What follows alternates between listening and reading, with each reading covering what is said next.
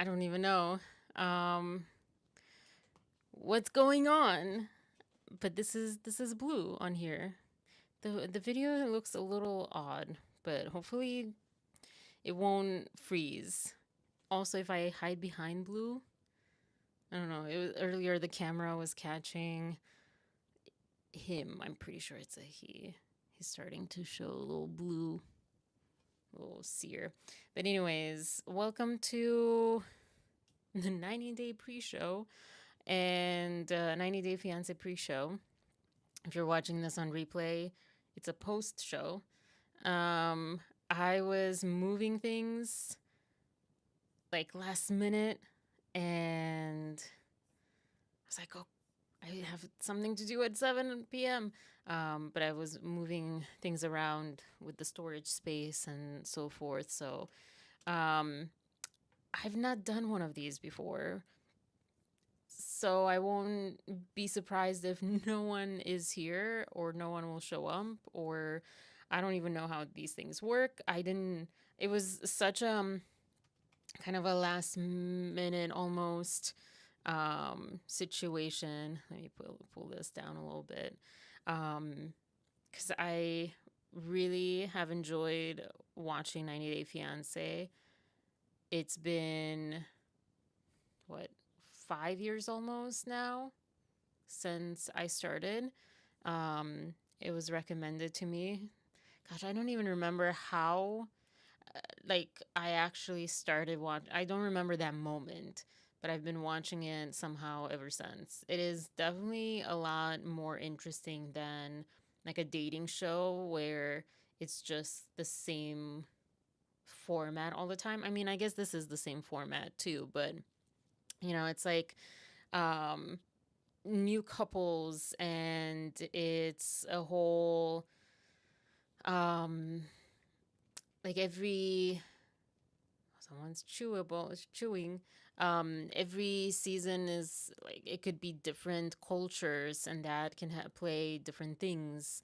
It can come into play in different ways and so forth. So yeah, the the way that this even came about was I wanted to start talking about this. I've been talking so much about Blake Lively and Ryan Reynolds. Well, not really and Ryan, but recently. And Justin Baldoni. Also, not so much Justin Baldoni because she's just like stuff keeps coming up about her. But I wanted like a change. I wanted to do something different. And I was watching 90 Day Fiance. And the last week's episode, sorry, I'm like trying to catch my breath, and my breath is kind of caught up, but my breath and my mind at the same time. And last week's episode, I had a lot to say, or I started like typing for the first time. I was taking notes, and I usually haven't taken notes. So yeah, it's I have thoughts. I have thoughts. So it's kind of like a recap of last week's episode in anticipation, maybe like a refresher in anticipation of today's episode. Honestly, sorry. I woke up with like a stuffy nose. Spring. Um, honestly, I forgot. Okay, honest, I forgot what I was about to say when I said honestly. If you're new here, if you are watching, tuning in for the first time, mm, it's been a challenge with my brain. I'm getting there. I'm getting there. Oh, maybe it should become like a parakeet show. I forget what I was going to say, honestly. But anyways, all right. Well, I'm going to get into it. I want like one of my like ideas that are coming up as far as like what would I like to participate in on YouTube, and what would I like to host on YouTube, and what would I like to exist or whatever. And one of the things is definitely like an actual watch party. I know this is like watch party. I should have called it like a pre-show or whatever. Um but like I might keep it on through the, and I might just like pull up on my um iPad and through like the episode that's airing tonight, and we can watch it together if there's going to even be someone on here. If not, also it's like cool. But you know, like if there's no one on here and I'm just watching it, replay is going to be pretty boring because you'll have to sync to the same space, the same time, and it's not going to be every like moment like whoa. So anyways, um yeah, sorry. I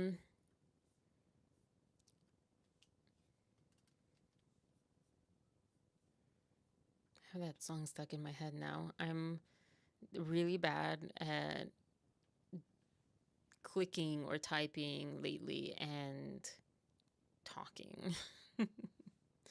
um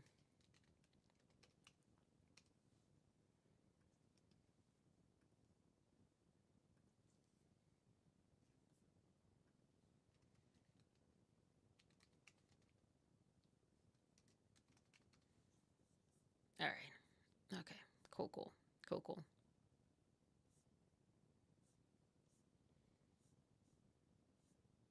It's like running. I'm going to do this whether people are showing up or not, honestly, because I am excited. I'm excited about this. All right.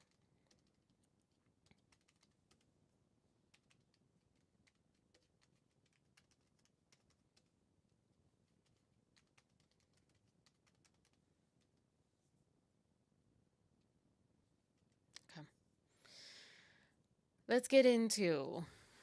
Oh my gosh, without people here, like I'm so curious. Ugh, this is why I don't do videos anymore and I do lives because it sucks. Like I can't ask you guys questions because you're not on here, like on here at this time. Um, but I'm so curious who's your favorite couple and why. So let me know in the comments below. I'm so curious who's your least favorite couple and why. Comment below. I'm curious which couple or which person drives you absolutely insane. Insane. Let me know why. I'm gonna put it in the chat if anyone will show up and has these ideas, and they'll show up throughout. And what else? What other is that like? I think those are like the best questions. Okay. Again, hold on. Sorry, 1 second. Let me type this in because I can't do it. But I'll be fast. I type really fast.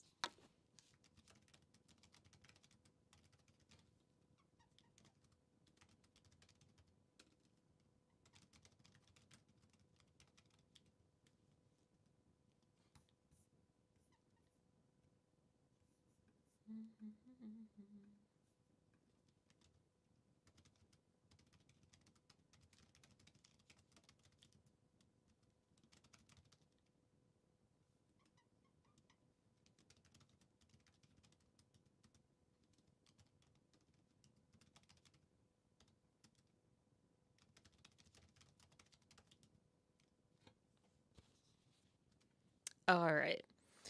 Okay, this is it's so awkward. It's so quiet. It's so silent. It's so silent. I almost want to put some of this like background music on just because like we're all quiet over here and my parakeets, you can see this one's like sleeping here and it has not the best poop right now, so it's a very dangerous position.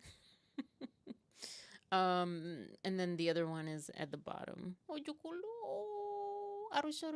vino puyo. This one, like, we know each other a lot more. Aro vino, vino. Hay vino puyo. Well, she came, but that's it. All right. So, my favorite couple. These are hard questions. Right now, favorite, if I would say my favorite in the sense of the couple that I have like a soft spot for, that I enjoy, that I have like good feelings sort of come up. It's probably at this moment Sarper and Shekinah, just because they've been on for a few seasons. And it's been quite an interesting journey because at the beginning, yeah, Sarper was definitely one of the, I don't know, most hated, but definitely most, one of the top problematic ones, or so we thought. It's been interesting seeing, hi, Maria. Yeah, well, welcome. Stay as long or as little as you want here. Um, it's yeah, I don't know. It's a slight passion of mine, I guess, TV wise. So, but I know, like, yeah, it's not, it's not at the top of your list, so to speak. But yeah, so Sarper is from Turkey, and I was actually, when I was thinking of doing this as a video, I was also seeing that there's a lot of rioting, a lot of like political unrest in Turkey right now, and I was trying to see if he's saying anything. Not, I'm sure nothing too much, because nothing too much. That's not English. Because his family is still there, so I'm not expecting him to say anything like against or whatever, like putting them in jeopardy, because he loves his family so much. But at least like the acknowledgement of it or something. But I didn't see at that time. So, but yeah, he at the very first, for anyone showing up on replay, and you know this whole story, I'm going to be fast, but basically, they met. I think when Shekinah was there, I didn't know she is, or she was, Amish, because I was always wondering about her name. I thought, well, she must be like Turkish, Armenian, something, maybe Middle Eastern, something. Like, it's an interesting name. I don't have any pinpoint for the name. But apparently, yeah, apparently she's, or she was, her whatever, Amish, which was what? Especially if you see her. Let me pull these people up, for anyone like you, Maria, who's never watched the show, to at least see images. But yeah, and they met. He was like, basically, I don't know, kind of only did one night stands. Um, and he didn't want to get, like, a marriage wasn't even like something, and he didn't even want a relationship. So the first season was all around that. He had like this collection of bottles, that of like alcohol bottles or drink bottles, that somehow were related to each woman or something, like each date or each whatever. And that was like a big thing in that first season of theirs, and the second season, I think, even maybe, no, this season, no. So, and now they're coming to the US. So this is, so the 90-day universe, they meet, they come to the US. 90-day the other way, they meet, they go to the other person's country. And then there's other like kind of little spin-offs, but basically that's kind of that. All right, so let's pull up Sarper and Shekinah. Oh, technical difficulties. Hold on. All right, so can I zoom in and, yeah, ignore the little thing? Arusharo. Sorry if you hear that. That's my parakeet. You probably don't hear that. I hear her though. She's like, just beautiful. Okay. Um, and okay. Any other things that are like really important? I mean, yeah, there, yeah, like somehow, like it seemed like he was very controlling. That was like the big part, like really, really controlling, like telling her what to eat, what to wear, and things like that. But she kept saying that she likes that. And now, this is why, like, don't always judge people by first impressions. Because in this season, honestly, I feel like, and maybe a little bit of the last season there, I feel like what she was doing was probably making him more comfortable. It's so interesting because he is, I don't think he is really, um I think he has like actual OCD or something. But I don't think he's actually controlling. Because I don't know. It's just kind of like a feeling. And so I think like, oh gosh, oh my gosh, I don't want to get into much of the history. Because this is just the first couple. But yeah, so oof, frozen in between two things. Um, yeah, basically this is what I think was happening. I think she saw the person he was really, and she was kind of giving him a bone, so to speak. Like, okay, like, do that because that makes you feel a little bit better or whatever, or less worried, or this is just how you do whatever. But I think whether they talked about this in real life outside of the cameras, or it maybe just kind of worked out that way, I don't know. But now we know he was very insecure when he was younger. He was very, very overweight, and then he just kind of decided, I think he had some a relationship or something, or he was forced to get married or engaged or something. Anyways, broken heart on top of everything else, and maybe some ridicule and stuff. So he's like, I'm not gonna fall in love. I'm not going to like do anything. I'm just going to like sleep around and do this. No heart. Just work out all the time, be really buff, etc. That was like kind of his thing. So, um, yeah, in this season, in this last episode, sorry, I'm like not as prepared as usual, or not as I'm kind of a little bit all over the place. I haven't like figured out, my stride, my whatever with this one. So guys, had to like change my notes. This one, I think it's like that first night that they came to the US. I don't know if they landed in this one or landed in the previous one, but basically my notes start with bidet. Where's the bidet? And I was thinking, what I wrote was like, yeah, it's a bit backwards here in the US. Like, a lot of Europeans have, or prefer having, if they could, having a bidet. And he was kind of saying this too. He's like, what is this? Like, it's so much better, it's so much cleaner, all this stuff. And I put, and it's ironic that I was seeing this and putting this thought because of things that are happening somewhere in like the US right now. I forget what about, but basically, oh yeah, yeah, yeah, the tariffs, Canada and all that stuff. Canada saying, okay, bye bye, no more relationship, our goodwill is gone.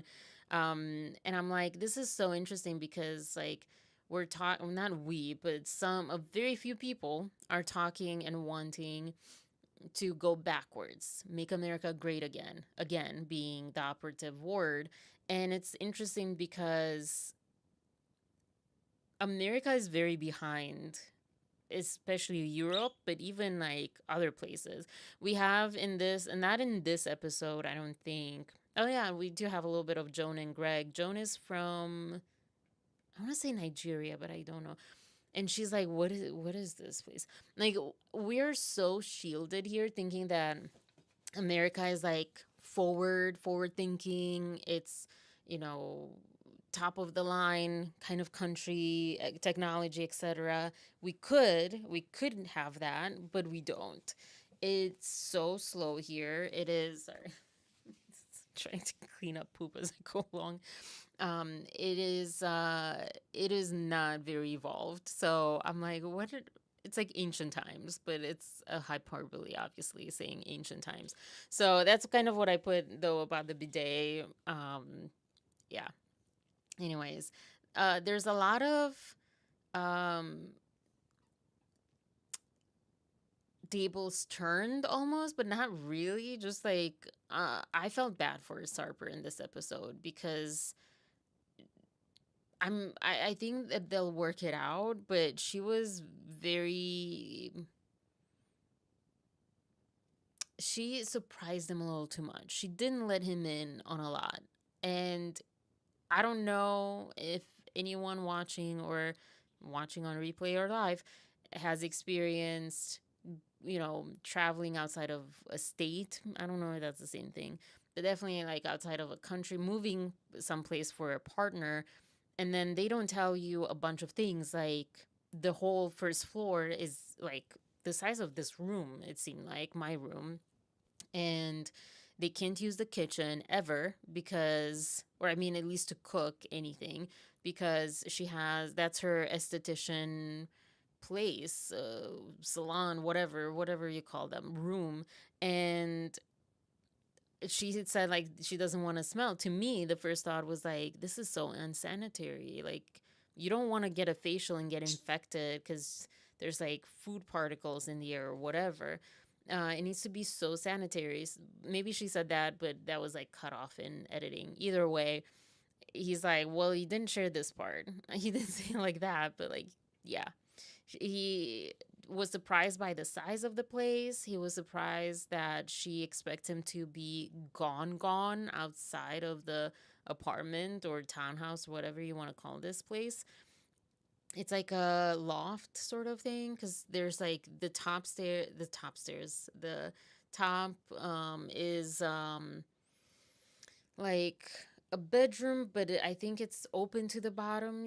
Anyways, so she's like, yeah, my clients don't want to feel I want them to feel comfortable, and they want to feel comfortable to say anything because it's kind of like very intimate and esthetician type of talk. I mean, you talk about anything, everything, like the masseuse. And I've not ever gone, not ever, but I haven't really cut my hair beyond like when I was younger, so I don't know that. But definitely masseuse, esthetician, etc., etc. Like, you talk about your whole life. Yeah. So it's understandable. However, where's this guy, first time in the US, gonna go? Oh, and she's also jealous, or she's like, she finds it hard to trust him. They're still building trust because of his past and sleeping around, even though it's been like, I think, a few years now, and that's not happened, and he's proven it. But I also understand psychology wise that it can be basically like a lifetime where you have to reassure someone if you've cheated on them, even if it's like some sort of, milder cheating, like you just kissed someone or you were just talking to someone. It You have to be prepared. If you want to make that work, you have to be prepared for the whole lifetime to have to reassure them. And sometimes it just kind of comes up like, oh my gosh, I have this fear suddenly come up.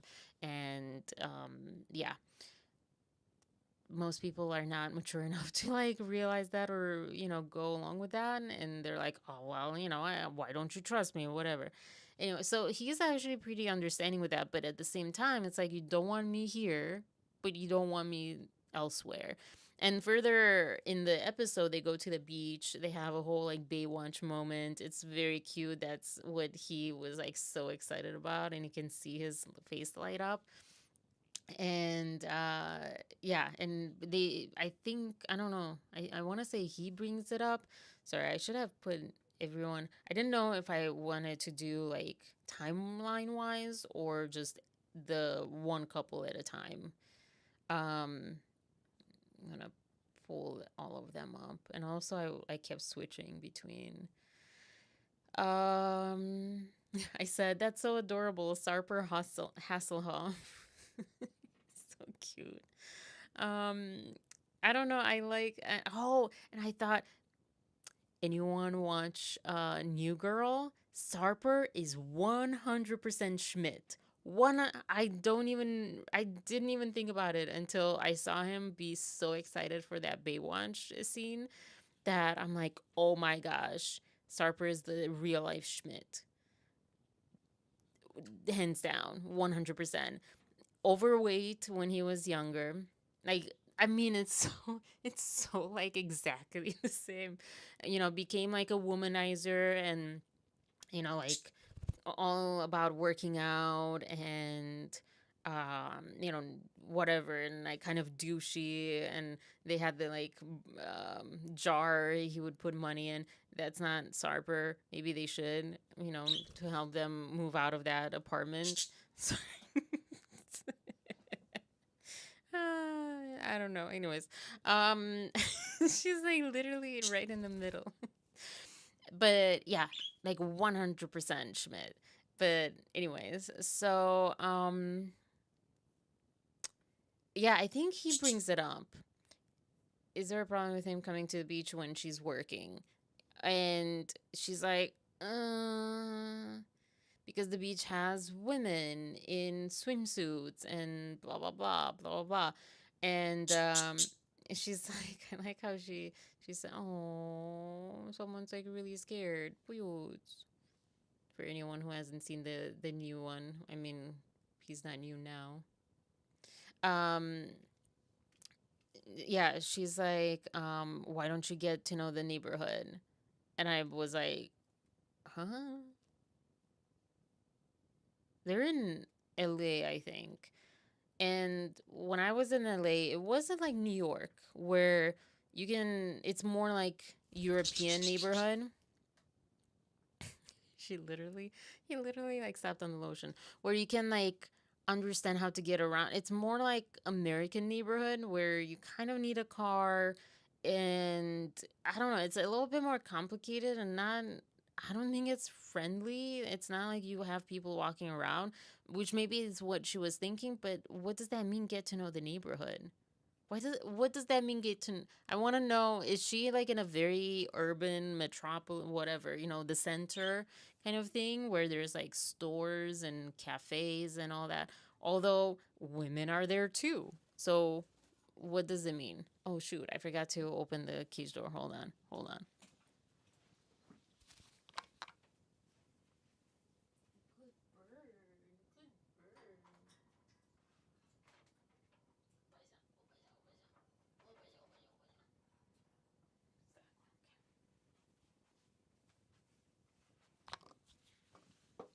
All right, I'm back.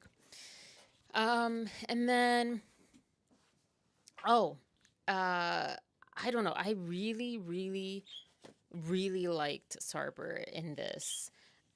He says, well, like there's a lot of things that she didn't mention. There's a lot of things that I'm surprised by, that like I should have been informed by, that he had absolute like 100% right. Like he was spot on with that. And he was saying like the B day wasn't one of them.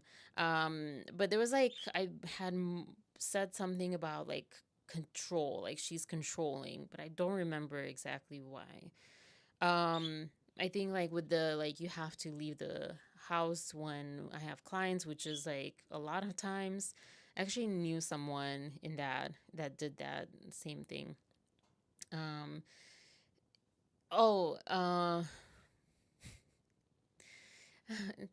he said, at least, you should have told me, at least I could prepare myself. Like it's not even like, you know I won't do it. Like he was so understanding, and so like it was really nice to see. But at least he could prepare himself. And she was saying something like, um, "This is not a prison. Like it's not a big deal." Something like that. And I'm like, "This is crap. She is wrong in this." And all the years she didn't tell him anything about how she was living, about what she was doing, like video her like space, all this stuff. She had said that this was fine for her and her daughter. I'm like, where? There's like, the bedroom is just a bedroom is just big enough for the bed, and downstairs, literally, it's just like everything's just like, I don't. She had a couch, but like there's just like no place to actually live, but to each their own. And also, if you could cook in your home at least like a couple of times, you maybe wouldn't need to, maybe you could like upgrade to a bigger space. And also, he came, the first thing was they got the dogs from the friend that was like dog sitting with the mini cows. Didn't know mini cows exist. I don't find them that cute, but he loved them. And a lot of people did. But, going from like a downright mansion, like Hollywood mansion, like huge, huge, to this whole thing. That was a shock, I'm sure, for one. But he didn't even seem to be bothered by that. It wasn't that. It was like, I didn't know all of these rules. She had a bunch of rules I don't even remember. I didn't write down. Um, all that stuff. And yeah, and I'm like, she had so much surgery. Get a livable space instead of all this surgery. That actually she looked really nice, like many people. She looked really nice before the surgery. Um, Me either. Yeah. Have you seen the mini cows, Maria? This was my first time. I didn't know they existed. I knew mini pigs, like micro pigs or whatever, and people living with like big pigs too. Yeah. Um, but yeah, she's like, it's not a prison. I'm like, yes, it freaking is. Oh, and they have two dogs. One is a big dog, and one's like a tiny dog, who is not. They're not friends yet. But yeah, no. Okay, let me see if I can like find mini cow, or at least these mini cows. Oh, Facebook. Yeah. Can I watch it without? My God. I mean, it's I just mean, a smaller first I cow. thought it's a dog, but what is this? It's a cow. This can be the cutest thing that I have ever seen. No. Isn't it? Oh, man. Janae is obsessed with animals, and she recently fell in love with The thing is, like, if you want, I don't know if they'll show in this clip, but he like kisses this new cow, all this stuff, and then he gets like, the one dog is like also the same energy. Then she has another like smaller white dog, and he's like, yeah, all right, you're here. Yeah, I don't find cows that cute, especially this one. I don't know, but yeah, I mean, it looks like a baby cow, so. Yeah. Is it like little people, little cows? Oh, Maria, on Monday, tomorrow, I can't believe this is Sunday. I have thoughts about the Snow White thing that I just I wasn't even going to click on this, but I saw Jersey and Billy Bush covering it. I'm like, what is this? What can be so bad? What is going on with Snow White? Also, I had zero intention of seeing this movie anyways. It was not my favorite Disney movie by a mile. And yeah, I was like, this doesn't look like something I want to see. But then when I saw, I was so confused at first. And then when I kept listening and listening to Billy Bush's like recount of everything, I'm like, are you kidding me? This is just like, it sounds like hell. It sounds like, what was going on? What is going on with these people? This move, I mean, yeah. So, but that's for Monday. But yeah, so that's the mini cow. And oh, and then I said, um, he's really in love and a really nice guy right now. Honestly, as far as his reaction to like all these rules that he didn't get warned about, all these like circumstances and all this stuff. And he said, rules, fine. I respect that it's her house, but now it'll be ours. So I had to know to know like the things. So he said that's a red flag that she didn't say anything. Like not even on the plane, like nothing in so many years. Anyways, and I even said, how are even the cameras there? They have to get like a mini camera because I imagine this is what they were like looking like, the camera people. So at the end of this episode for them, he was like, I don't married, I don't know. but that, that can be also just what they are made to say. But yeah, he he had a very hard time leaving Turkey and leaving his family and his parents. And it was actually kind of nice to see something that you don't often get to see in the US. Not always, but not often. There's a lot more times in the US that people like, let me go off to college, let me get far away, live my own life, make my own life, and all that stuff. And I'm kind of like in between. I don't know. It's weird. It's weird. Also because like I think in the US you have like this idea that you can go anywhere. There's like it's such a big country and it's so diverse in like geography and everything. So and like the way life is like living in New York City is so different than like living in uh, Ohio or anywhere in the Midwest, and living in LA. And so and even in California and in a state, it's so different. So um I think it is kind of like an itching, like, oh, I want to see more. I want to. And then in Europe, like you have that, but for vacation more. So he had a hard time. So I don't blame him for his sentiment of, excuse me, not sure if we'll be ready to marry. But I also noticed, I believe, based on my notes, that was not on camera. And something that they do is they insert things from, like, they cut and splice. We're familiar here with the Blake Lively situation of the text messages, like, oh, let's just skip over this part and on to the next one, because that's like what we like, what makes our point. And that's like 90 Day Fiance editing all the way, and I think any reality TV show. But it, you can hear it sounding different, like maybe he said it like after this other part that he said, or things like that. What is going on? This parakeet. So yeah. And oh, and I also like that the conversation on the beach, even though she's like, why don't you get to know the neighborhood instead of coming to the beach? If I was brought to a place like LA with a beach and told, hey, you have to leave the house, when I have clients over, and you're telling me that I can't go to the beach, that's going to be very hard. Because why? Like, I've lived in cities my whole life, in terms of like him, but even me, like, why would I not go to the beach?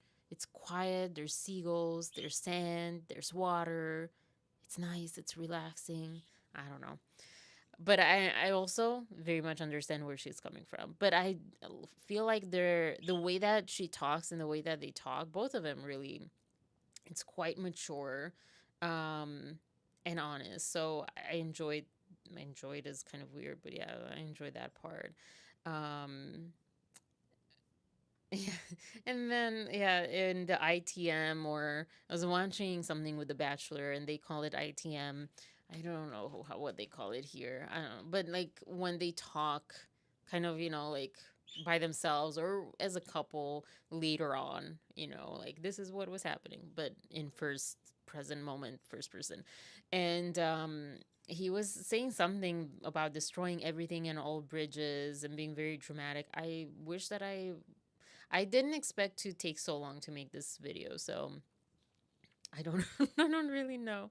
I don't remember what that was about. But yeah, I'm like, okay, dramatic a little bit.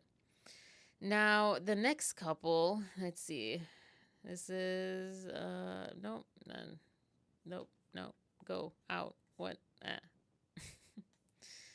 Oh boy. Wait. Go back. Go back. The next couple that I want to talk about, and especially if we don't get more than this, there's the throuple in this, which something feels like shady about that whole story. Not as much anymore, but at first I'm like, it seems like made for the show. And I don't know if that makes sense. Like, not really real. Well, no, I stand by that even now because they were saying something. I'm like, this is something you would have talked about. Like, did you just meet like right before the show?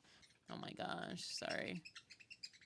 I'm not gonna share the poop, but I'm gonna try to tackle it as it happens. Um, this couple though, Mina and Mark. Mina is from Paris, from France, and they're actually pretty nice together.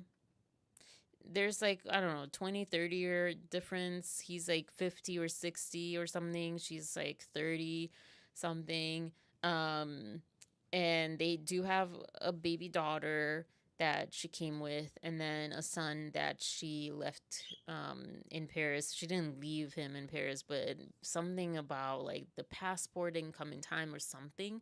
So that was, and I love that they showed how hard that is for her. Um, and for the boy too. And yeah, so that's kind of like the backstory. But they don't have like a huge backstory yet because this is their first season, their first time being on here. So the problem though is really just his daughter, which I don't like. I'm having a hard time because my experience has been very different as a daughter of divorced parents and them recoupling. Like when, and again, I'll relate it more because I lived with my mom my whole life. So I'll relate it more.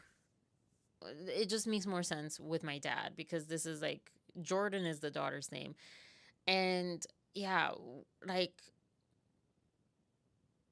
I can't imagine having so much control and authority and a sense of authority over what any of them do, really. I'm like, even at this age, like, even more so at this age, I kind of maybe could understand it from like a child, but someone that's like 20 or 30 themselves, I don't know how old she is.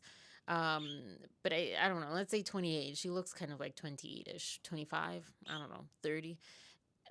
I don't understand how she is doing this. She feels very entitled to his life and deciding his life, who he should be with, and so forth. It's really odd. It's really strange. So they meet up.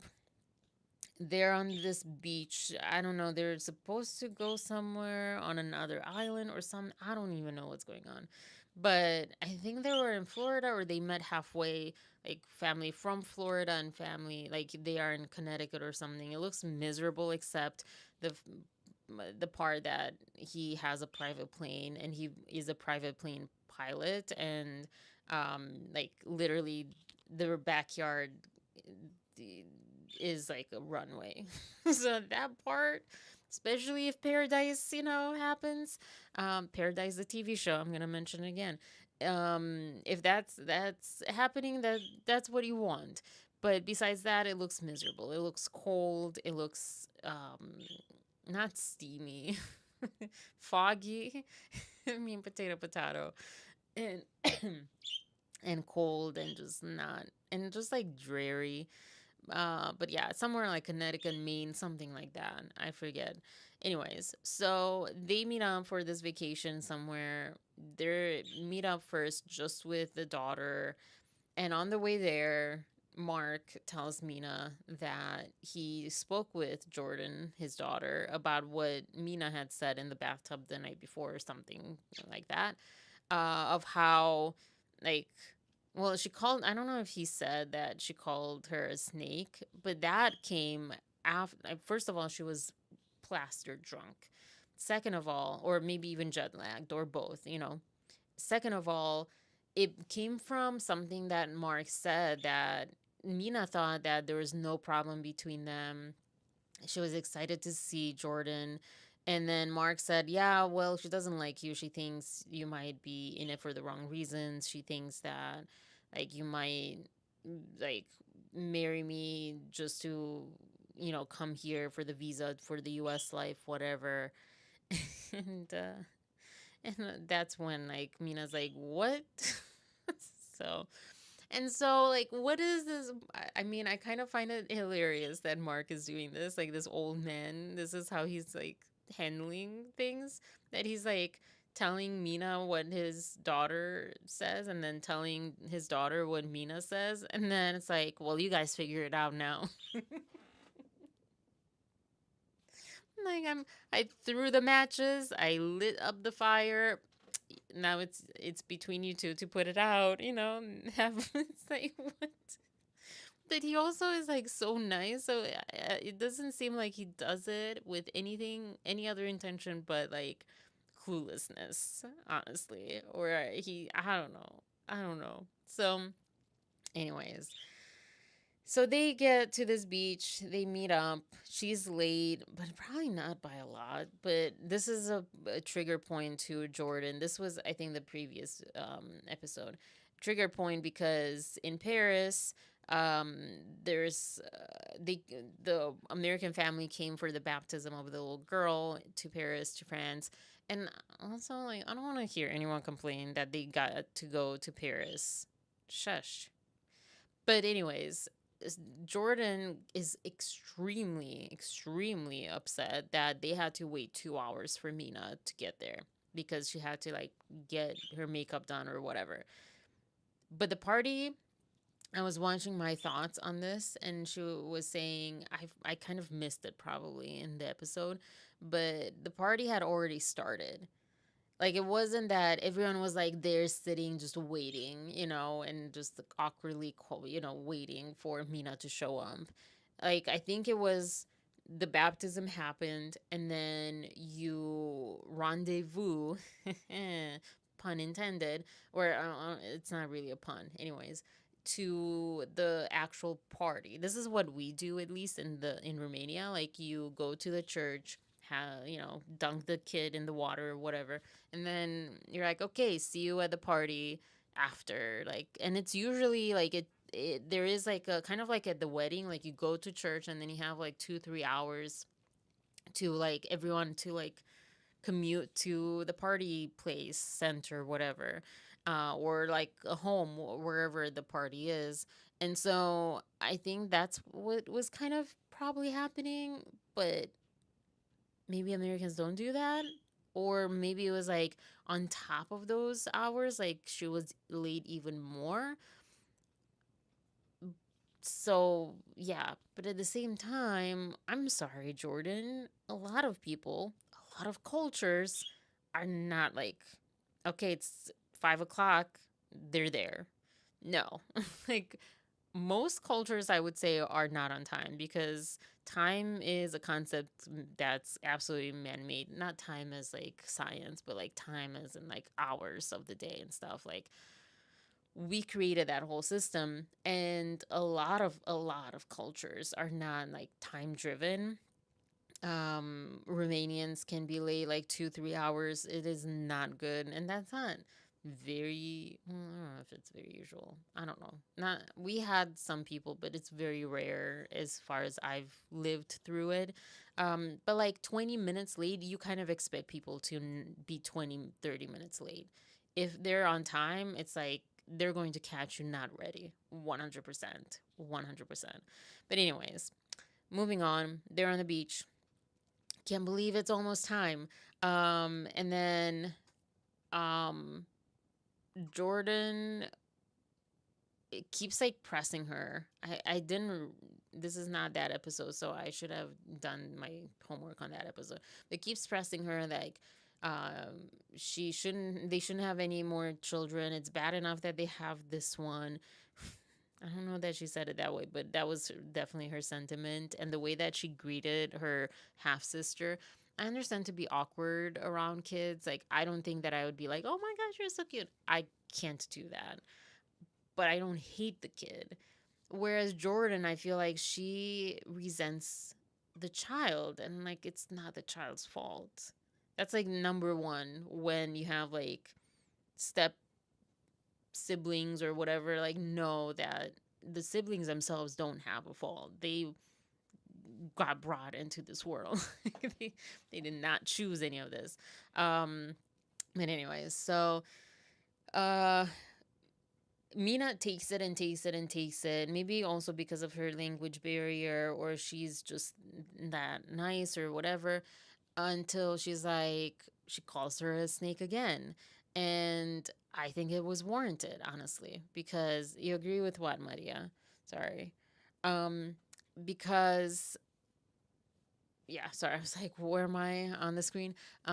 Because Jordan kept saying, like, dictating their life. And this is his daughter. It's not even his ex wife. This is his freaking daughter. It is so weird. It is so weird. And it is, to me, in my opinion, so wrong. Like, something is up that Jordan needs to go to therapy for. I mean, I always say that, but like, seriously, like, I don't understand. Um, so this episode, I believe, was like after that, she just called her a snake, whatever, or at least like my notes. And then Jordan's like, okay, fine. Because, oh, Mina says, don't even come to my wedding if, you don't want to be there. And, oh, about it. Yeah, yeah, yeah. Sorry. I do this thing where like when I speak it, like I let it go. So I never can like remember what I just said, because, or very rarely do I remember, because literally I just let it go as soon as it like gets out of my mouth. It's so weird. Um but yeah, yeah, absolutely. Like, it's very odd, but I kind of can. Oh, I didn't even know that I'm cutting their heads off. I didn't even. I don't know. I don't. I know that there's been, even in my family, a situation where the siblings like didn't really accept the other sibling, and it's like, why? But they were also older. But it's like resentment that's transferred from the resentment you have for your parent, which Jordan is not really hiding that much. Um and so yeah, so Jordan and Mina, they go their separate ways. She's like, okay, fine, I won't come to your wedding then. And then she's like, okay, let's go to her. Hi, Victor. Oh, Mexico, welcome. Oh, thank you. Is this your? Well, it is your first time live. You must have like been on the replay gang. Do you watch 90 Day Fiancé? And which region of Mexico? Yeah. If you don't mind me asking, you don't have to share anything that you don't feel comfortable, though. Privacy is number one on the internet. But I have someone in, I don't even know where he is. I have a friend, like a college friend, that's there. But anyways, yeah, I don't know if he's like around Mexico City. That's where like he originally is from, but then he at one point was like somewhere up north, because he was like studying, and then I think he became a professor at some university. But anyways, moving on. But yeah, welcome. Oh, it's so exciting. Um but yeah, so Jordan is like telling her boyfriend, fiance, husband, whatever he is, like, let's go. Again, doesn't even look at this kid. This is the little girl is like 2 years old, I think, or something. Like, again, I'm not. You're welcome. Um, I'm not comfortable with kids, but like, I don't know. It hurt me to see that. It hurt me to see that. But anyway, literally, sorry, I didn't even read my next note. My next note was, how can you be so heartless with the baby? Like, didn't even look like whatever. Oh my gosh. So, Jordan, bossing her dad around, says, let's go talk. And then I think he was like trying to tend to the child, literally had to leave him with this guy, because Mina was upset, crying further down the beach, and not too far, because at one point the child did go that way. But I think Maria is her name, the child's name. And Jordan's like, come on, go now. Like, why can't she be with her mom, Why does he have to look after her? And I don't know. It's really uncomfortable, this Jordan whole thing. But anyways, so the first thing that she says, at least to the editing, is that she told me not to come to the wedding. And I'm like, this is how you spin it? Like, yes, literally, but are you going to tell him what led to that? And she did. I'll give her this, both with her dad and her husband, boyfriend, fiance, whatever he is. She, when asked, wouldn't volunteer, but when asked, she had said, like, yeah, well, this is why, blah, blah. So she wasn't going to lie, but she definitely led with, like, the bombshell. And then they have a shot of Mina crying on the beach, and I felt so bad for her. And then Mark is like, well, I don't know why she would say that. And I'm like, too much of a teddy bear. And he was so like, oh, wow, like, I don't know, like, I wonder why. Anyways, and Jordan's like, because I said how I feel about you guys. And she said how she wants more kids, and I'm not going to be okay with that. And I was like, what? Again, I can't stress this enough. This is a daughter talking to her dad remarrying someone else. And the daughter is like over 20 some years old. And then she continues, if you guys are just going to disregard how I feel, this is so wild to me, then maybe I shouldn't be at the wedding anyways. And I'm like, what the freaking heck, dude? What?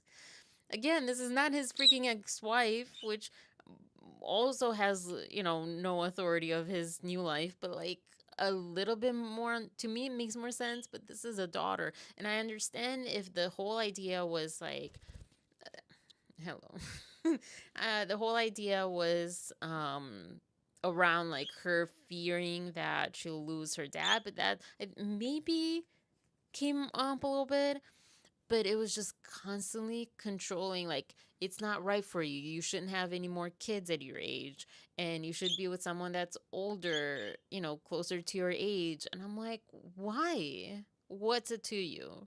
What's it to you? Picking up the pieces, well, you shouldn't have to. I wonder if that's like, maybe she was parentified, and she'll maybe she has done that in the past.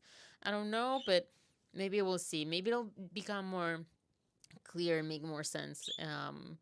In Yeah, I'm only on couple number 2, so I'm going to watch in replay, which I usually enjoy anyways, because I don't like waiting for the commercials. But yeah, anyways, so yeah, but oh gosh, this just like made me just so uncomfortable. And then Mark's like, what did I say? Oh, yeah, yeah, yeah. He was talking about how like he tells them both everything, and he wants them to get along. And he's told her so much about Mina and all that. And he's like, I feel like I should be the same with my wife, tell her everything. And I'm like, oh my gosh, I couldn't type fast enough. Jordan is so messed up. Get therapy flag. He's like, do you see the dynamic if I tell you everything and you tell Mina? How can I trust you to tell you my red flags about her? This was Jordan, sorry, to her dad. And I'm like,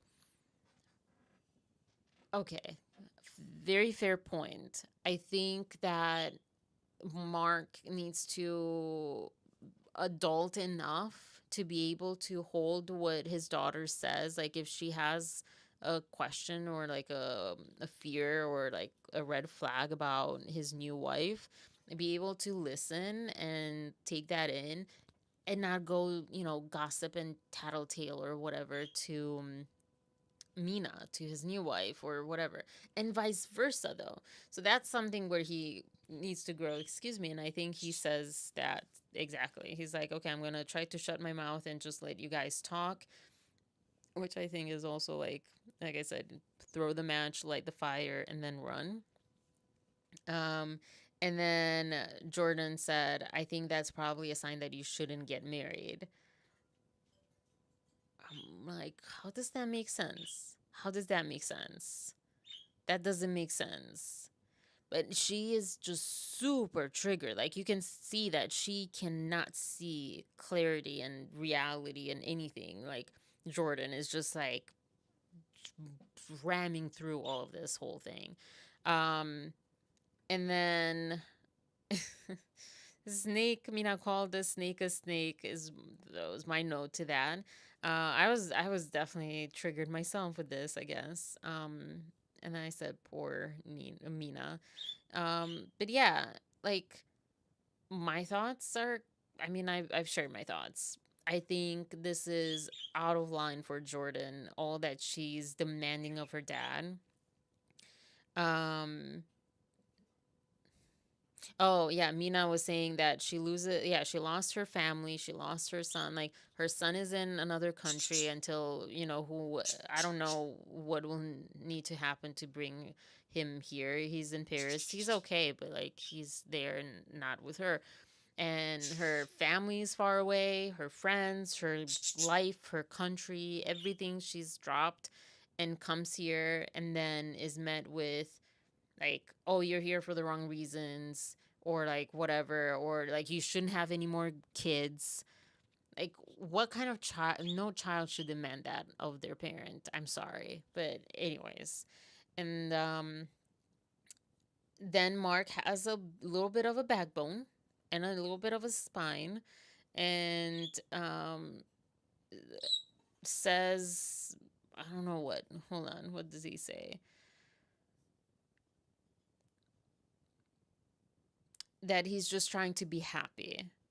Um, he said, I said before we get to that, I had some thoughts, I guess. But his daughter does control him too much, or tries to at least. Um, I'm like, it's your father, not your husband, not your ex husband, not your friend, not your, you know, brother. I understand like if it was her brother, like that made sense. Brother, sister, I'm looking out for you, or like parent. But yeah, anyways. And then yeah, also kind of foreign to me that a dad would not marry someone simply just, if the daughter didn't come to the wedding, because literally my dad didn't even tell me when he got remarried, and I was a fan of the stepmother. Like, I was a fan, I was excited, I was so excited for him to like be in love again, be happy, get married, find someone new. Like, I was like, I think that's why it feels like such a betrayal, because I don't understand why I didn't get married. Now, my situation is not usual, just like this situation isn't usual. Like, it's not the average. So I'm not saying that mine is the average and usual. Um, but it did bring this up. Like, it's so interesting. Like, I still don't understand. I would understand if like people, or if I wouldn't have been approving of my stepmom or etc. But I wanted to have like a relationship with her. I really enjoyed having a relationship with her, and like, I don't know. I always felt like an adult, like, I think, more than the adult sometimes. But I thought like it's about time, and I was really excited. I wanted my dad to be happy and to have love. So it was just like, out of all the people, why wasn't I invited? Like, I was the number one supporter who, like, we can see here, you don't always get with children, and I know the cliche, the children not accepting the step parent or whatever is a cliche, and so forth. So, but to the point that this Jordan is doing, I don't know. So yeah. And then, whew, my other parakeet is like having fun traveling on the bed. Um, and then Jordan's like, will she leave you if you divorce her? I don't know what this meant, but this is kind of what was said, I guess. And Mark's like, I'm just trying to be happy. And Jordan said, I want you to be happy too. I do, but I wish it was a different situation. I'd be so. This is how. This is like the word choices, I think, is like what gets to me. I'd be so much more comfortable if you were with someone your own age and in the US, or from the US, I think is what you meant. And I'm like, who are you, Jordan? Who are you? Why is it like about your comfort? And I mean, in this sense, like, what does that even mean? Like, you know, you would be more comfortable if your dad was marrying, like, why? I don't know, maybe they talked about that and it was just kind of edited out. Sorry, I need to like make sure my parakeets are not eating, oh boy, something.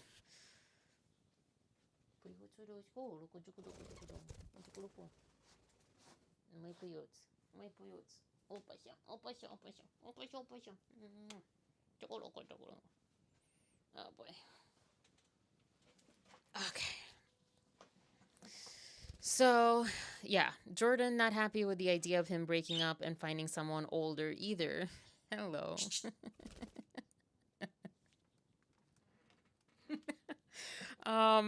Cuz I think he asked her like, "Well, W. Well, what do you want me to do? Break up with her?" I'm like trying to be here like between parakeets. This is so fun. Anyways, and she's like, "No, I'm not happy with that idea either, because finding someone older because they already have a baby, um, but just don't have any more babies." And I'm like, "Why? How does that make sense? How does that make sense?" So they already have a child, and also like this is not a poor man. This is not like she won't have money from her dad or whatever. Um, what did you take away? Wait, what? What did I take away? Oh boy. Oh my gosh, my pain. My hip. Oh boy. Um, okay, sorry about that. So yeah, I'm not sure what you mean, Maria. Sorry. Um, birdie. Yeah. What did I take away from my birds? Or I don't know. Yeah, birds are definitely present today because it's early enough. And there might be like tornadoes or something. So I'm like, oh, let me have them be here with me. But yeah, I don't know what you mean by what did you take away. But yeah, yeah, maybe because of what I was saying that, oh, they were eating something. Oh yeah, yeah. No, I don't know, like if there's like hair or something. I mean, they're parakeets, they can't eat hair, but I don't know. They were just going at my bedding. Like, I don't know if it's safe. So I just took them away. That's why I was confused by the question. I took them away from the source. Yeah. The little one is getting definitely, oh my gosh, they're loud. The little one is definitely getting more like courage, and it's flying a lot more. Just one feather grew yet of its wings, and already it's flying a lot more. Harushoro mai shu shu shu puyoro. Ew, mai mai mai go go. Okay, back on the bed. Mai go. Yeah, nothing scares it. Okay, anyways.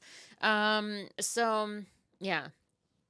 But I don't understand why I'm throwing all my clothes on the bed. Don't ask why my clothes are, well, not more, but anyways, on my desk. But yeah, I don't think that it would put Jordan in any kind of jeopardy. But is that why? Is it money? Is that why? That's not very nice, Jordan. You can make your own money. And also, I'm saying that, but that's like really mean. I don't really believe, like, I believe in family, helping family all the time. Like, I don't believe that you should charge your kids rent. I don't believe, things like that. And I believe in supporting, you never know what happens in life, etc. But I think he has enough. I don't know.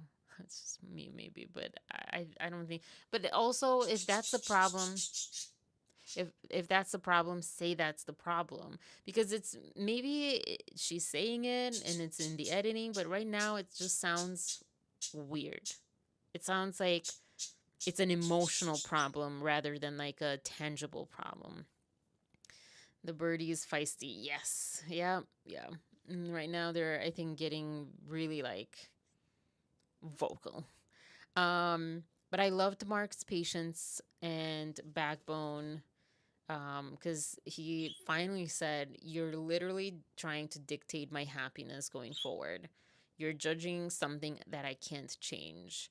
And I was like, yes. I love how calm he is too when he's saying all of this. Like he confronts her, but he's really kind and calm with both of them. At least what have we seen? Jordan says you can do whatever you want. I'm not telling you what you can or can't do. I'm like, literally, that's what you've been telling both of them. But okay. But just know how it makes me feel, and just know that I may be around less, not wanting to be around this new family. So to me, that sounds like you're trying to dictate to someone what they can or cannot do, or else you're going to withdraw your love, you're going to withdraw your presence. That's emotional manipulation. But okay, Jordan. So I'm like, what is it? You want her to be genuine? Because the whole, at the beginning, the issue, at least how we were presented the issue to be, was that she doesn't feel like Mina is genuine, that she's really in love with her dad, excuse me, etc., etc. That's at least what it seemed like.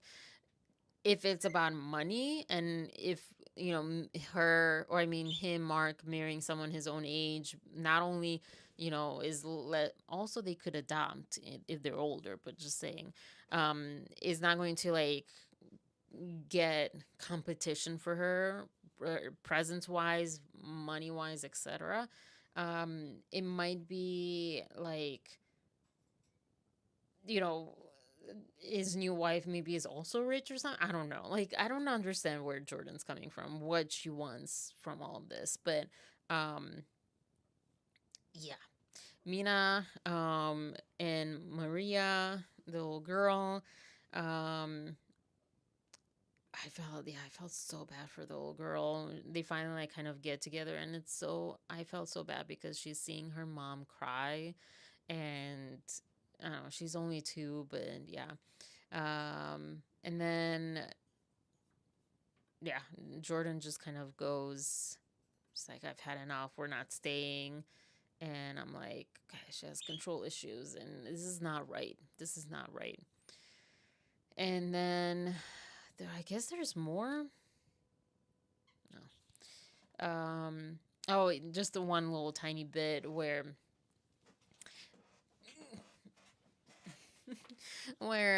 Jordan leads again with a thing in her favor, um, to her boyfriend, fiance, husband, whatever. And he also, just like her dad, says, why would she say that? They're both, I mean, it's, you marry your parents kind of thing. Definitely, definitely also applies here in the tiny little moment that we see that guy talk.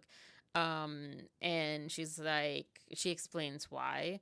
So I'm like, at least Jordan's honest. She has to be asked the right question, but at least she's honest. She does answer the question. And then Mark goes back to Mina. And so far, I feel like he's a really good guy, very patient and nice. And tells her that he got mad at her, at his daughter as well, because it's not right. She's being judgmental of not just you, but of me too. And I know I started it, but you guys need to fix it. I'm like, wrong, Mark. Wrong. Wrong.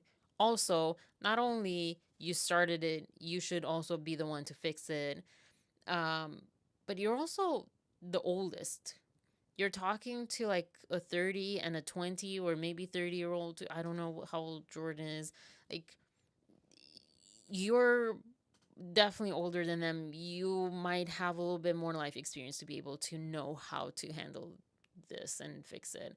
Um, but yeah, and I'm like, he lost me on that one. And then he kind of goes into like one daughter. Oh, I want one daughter not to be mad at me because they go back and I think Mina's upset, or Mina's upset, but I think Maria is also like fussy, probably because she feels all the tension, and goes to her dad, and or like he has her and holds her, and he says that like, I want at least one daughter to not be mad at me, one person to smile today. I mean, it was like pretty disastrous meeting.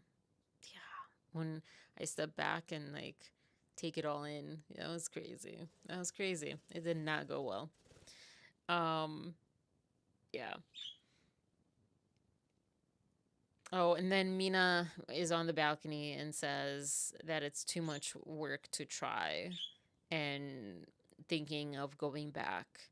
Um, and I'm like, it's pretty normal way to handle things right now. I mean, I don't see any red flags about Mina. I might say plenty, or Mark even, except for him telling everything.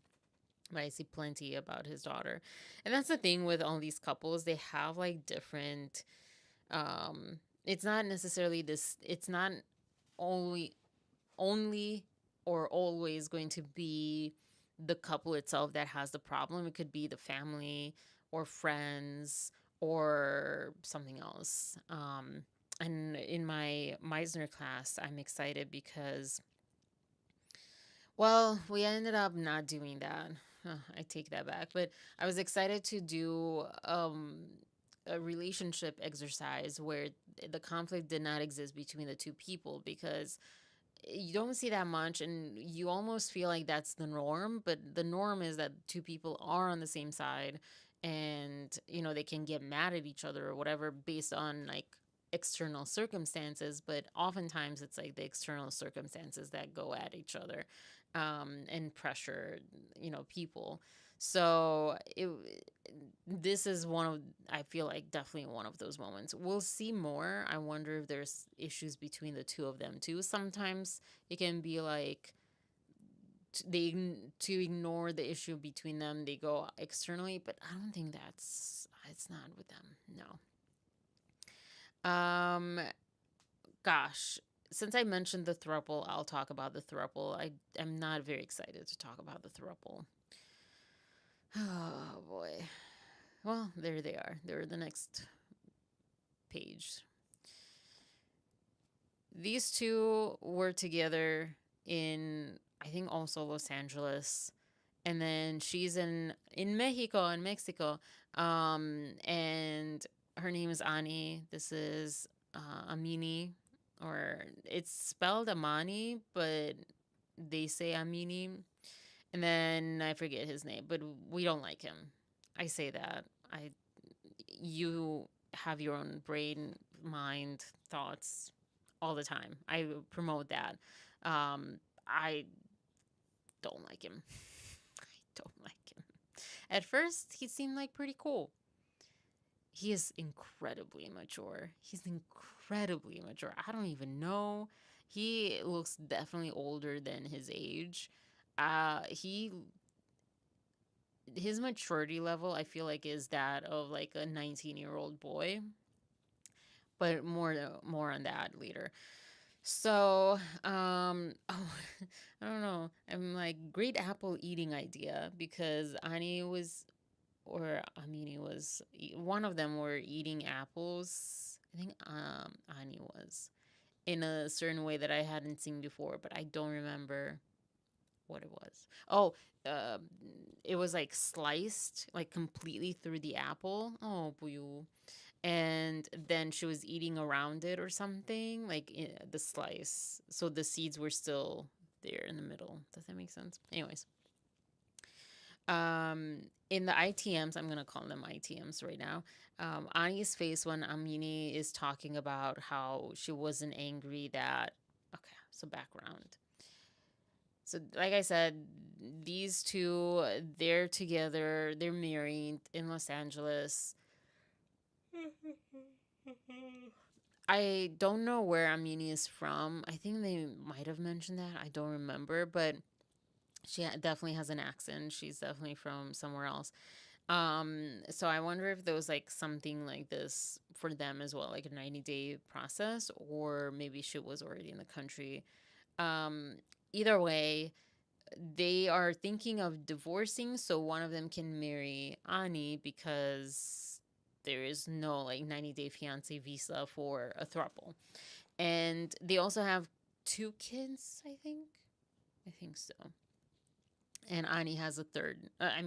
It would be a third kid, but she has 1 kid. I don't remember the genders of the kids, etc., etc.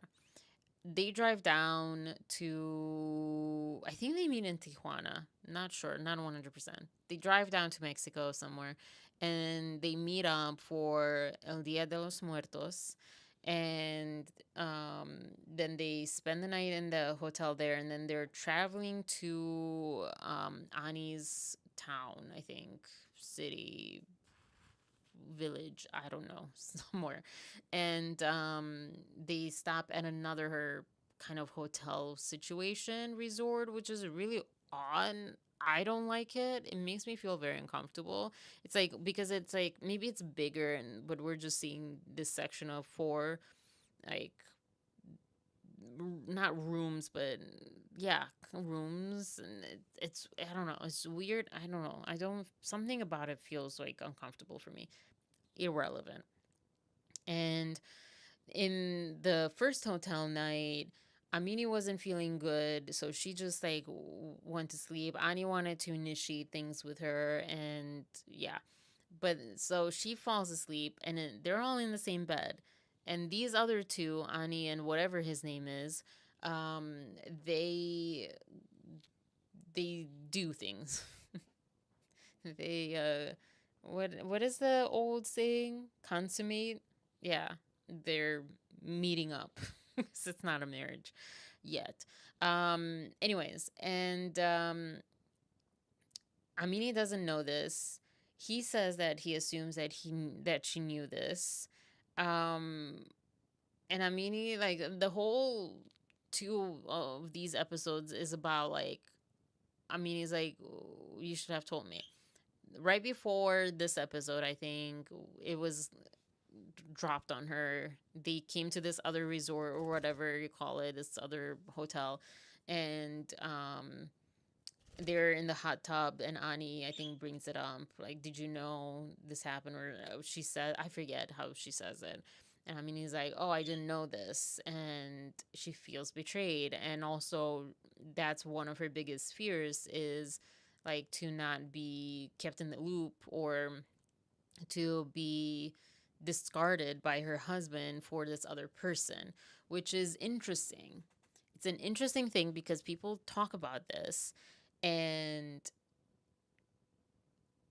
I don't know. It's an interesting, and I'm not saying interesting in the sense of like I don't believe it, or whatever. I'm saying like just interesting. It's a like last resort. This kind of situation is brought up, like oh maybe this will help our marriage. A whole different situation, I think. That doesn't work. Because that wasn't really oh I want to be a throuple or whatever. Oh my gosh, little bird. Um, but yeah, I I'm a little bit um I feel a little red flaggish about it because if she's thinking this way now, like I wonder how this came up, this whole throuple idea. I don't feel like they're ready for it. Or at least Amini does not feel like she's ready for it. Like maybe she wanted it, but she's not ready for it, if that makes sense. Sorry. Parakeet on the ground. I wish I could take the camera with me all the time too. All right. Getting wild. All right. Okay. And then now it's the next, the next day. So the third day. And um they're talking about it, and that's where I left off. And Amini was like, it's making my fears kind of come up. I wasn't angry, but just insecure or whatever. And Ani makes a face. I don't remember what it is, and I don't have it. I'm sorry. I'll be prepared more next time. But she makes a face like kind of like, I don't know. Maybe that, or I don't know. It's just weird. Mocking maybe or something. I don't know.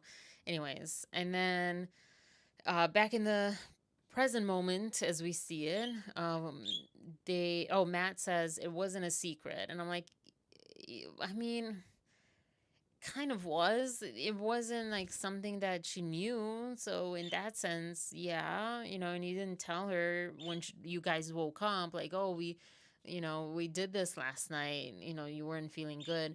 Like, I would expect that. Honestly, if I was in a situation like this, I would expect that to be a rule, or to be just kind of common sense, that the next day you're like, oh, you weren't feeling good, and then but we continued ourselves, or whatever. Honest, like that should have been kind of established beforehand. But sometimes things come up that you don't anticipate. So, I don't know. But it just feels weird to me that happened, and then they didn't talk about it the next day. That's why I feel like it feels like a secret, and probably why it felt like a secret to Amini. Matt, his name. It just hit me. Matt, yeah. Yeah. And he looks so like I think that they're both too good for him. I don't know. Amini is all. I feel one thing with Amini, again, I appreciate that she communicates really maturely and really securely, really well. Like, she is calm. She is pretty direct. It's interesting. So I wrote stupid. He doesn't deserve or is ready for a throuple. Oh, I said for him, yeah, because I don't think he's even able to understand good communication and equality with women, is what I said. He also says something like, stupid things like, oh, can't even read. Like, one woman is like allowed to read her mind, and now I have two that I need to read their minds. I'm like, no one can read or should expect to have their mind read, or whatever, or vice versa. I don't know, he just says some stupid thing. Like, he's one of those people where at first they look like very mature and secure, and like they got it all together, and then they start speaking and opening their mouths, and then you realize, oh no, they don't. um I don't know who said this. Oh, I think Ani said this, because yeah, I said wrong, Ani, but let's move on. She said something about all men. I'm like, no. But anyways, that is definitely like a trigger game, like a bingo trigger card. All men or all women, that is on mine. Danger of this is that men who do not grow up, who are immature and stunted in growth, end up getting further coddled into being that way. It's just how men are. Oh, yeah, yeah. So those were my thoughts. Sorry. Yeah, that's like, besides how I don't think there is most things, I don't think can go into all men this, all women this, believe, think, want, feel, whatever, are. Um, I think there's a danger in that specifically, as far as like, if you say something about that with a gender, then you're almost like giving them carte blanche to continue doing that, being that, whatever that. And when you're kind of just like, oh, that's just how they are, like all men are that way, that's just how men are. um because that's not true. I even have like a personal experience, not personal experience, but someone telling me recently about this kind of idea of like, oh, all men are like this or whatever. And I'm like, no, I've met plenty of men that are not like that. Um, but all the men in this person's life are like that. Like their friends, their partner, etc., etc. So, um, yeah, but yeah. Amini is having issues. Oh, sorry.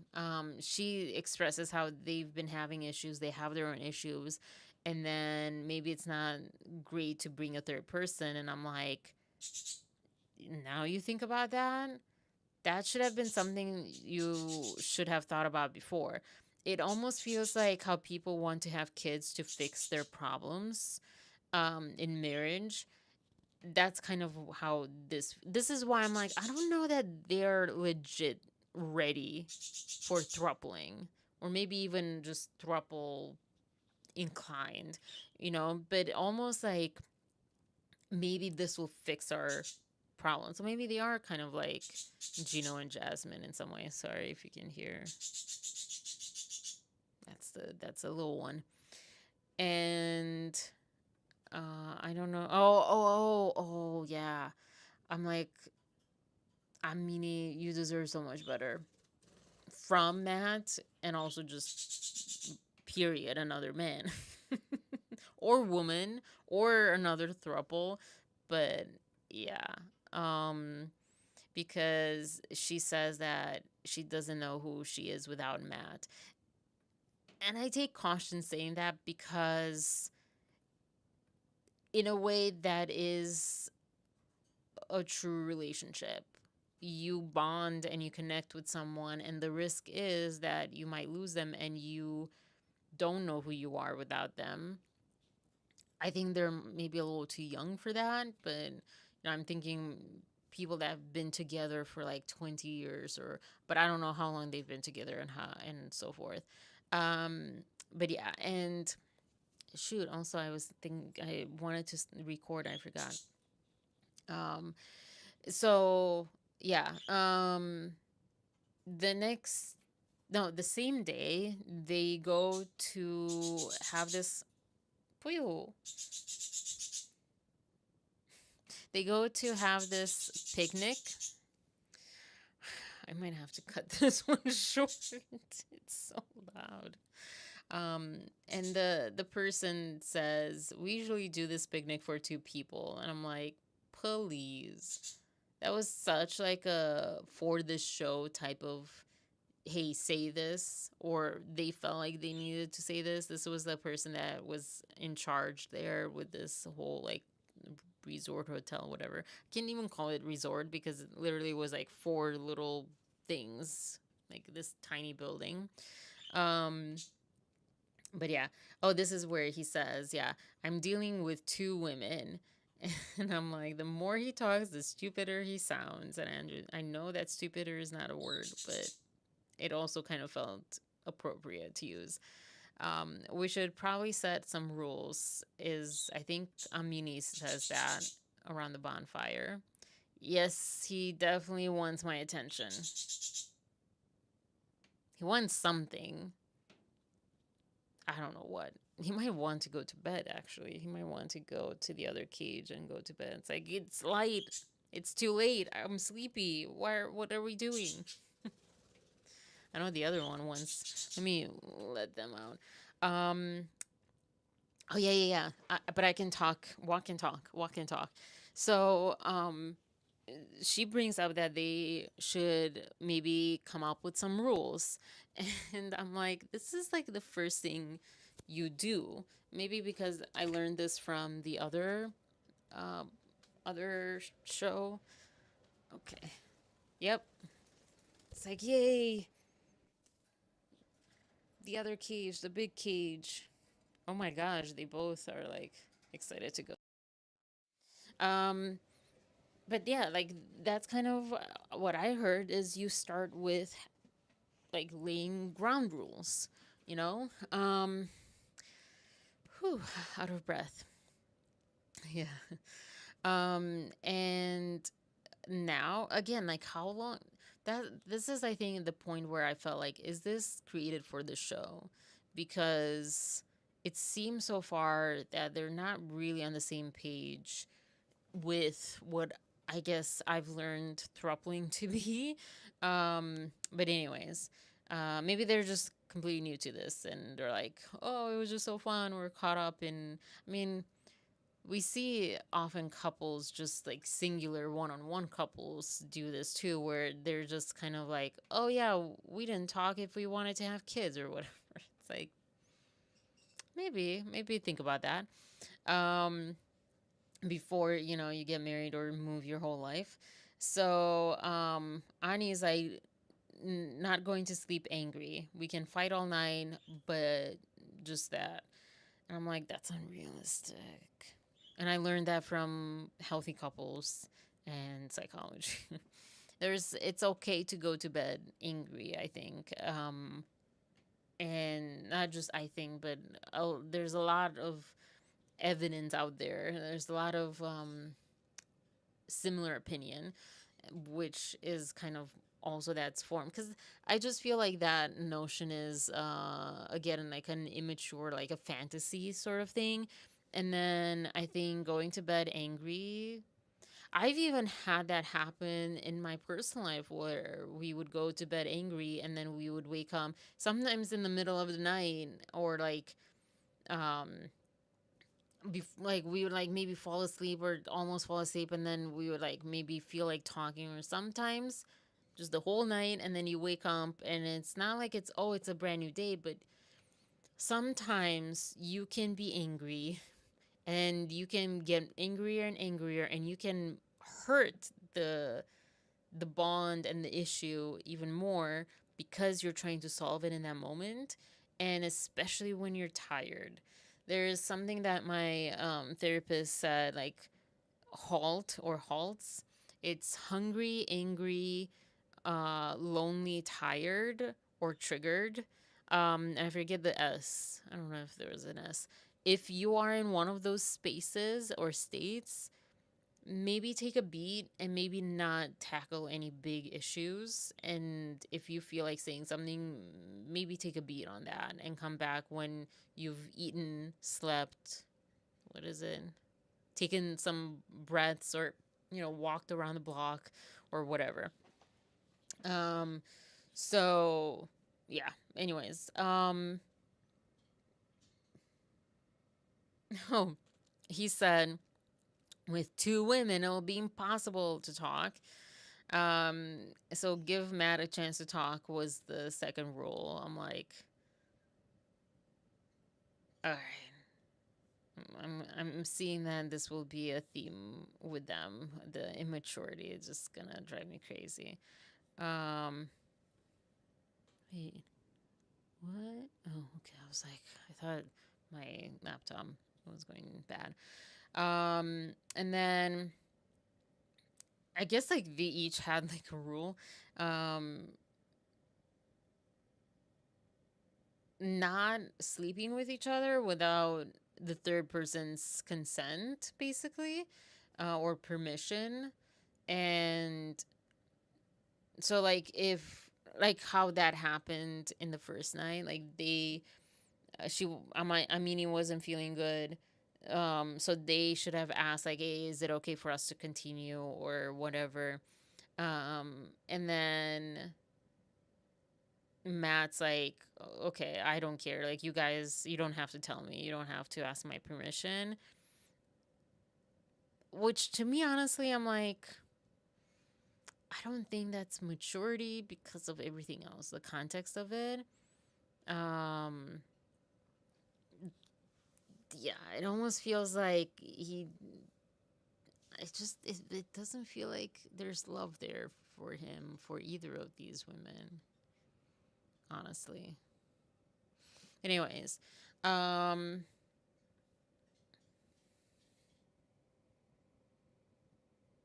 oh yeah, and then Ani was saying that she is happy with these rules or needs rules because she sometimes feels in the middle. I don't know. Sorry.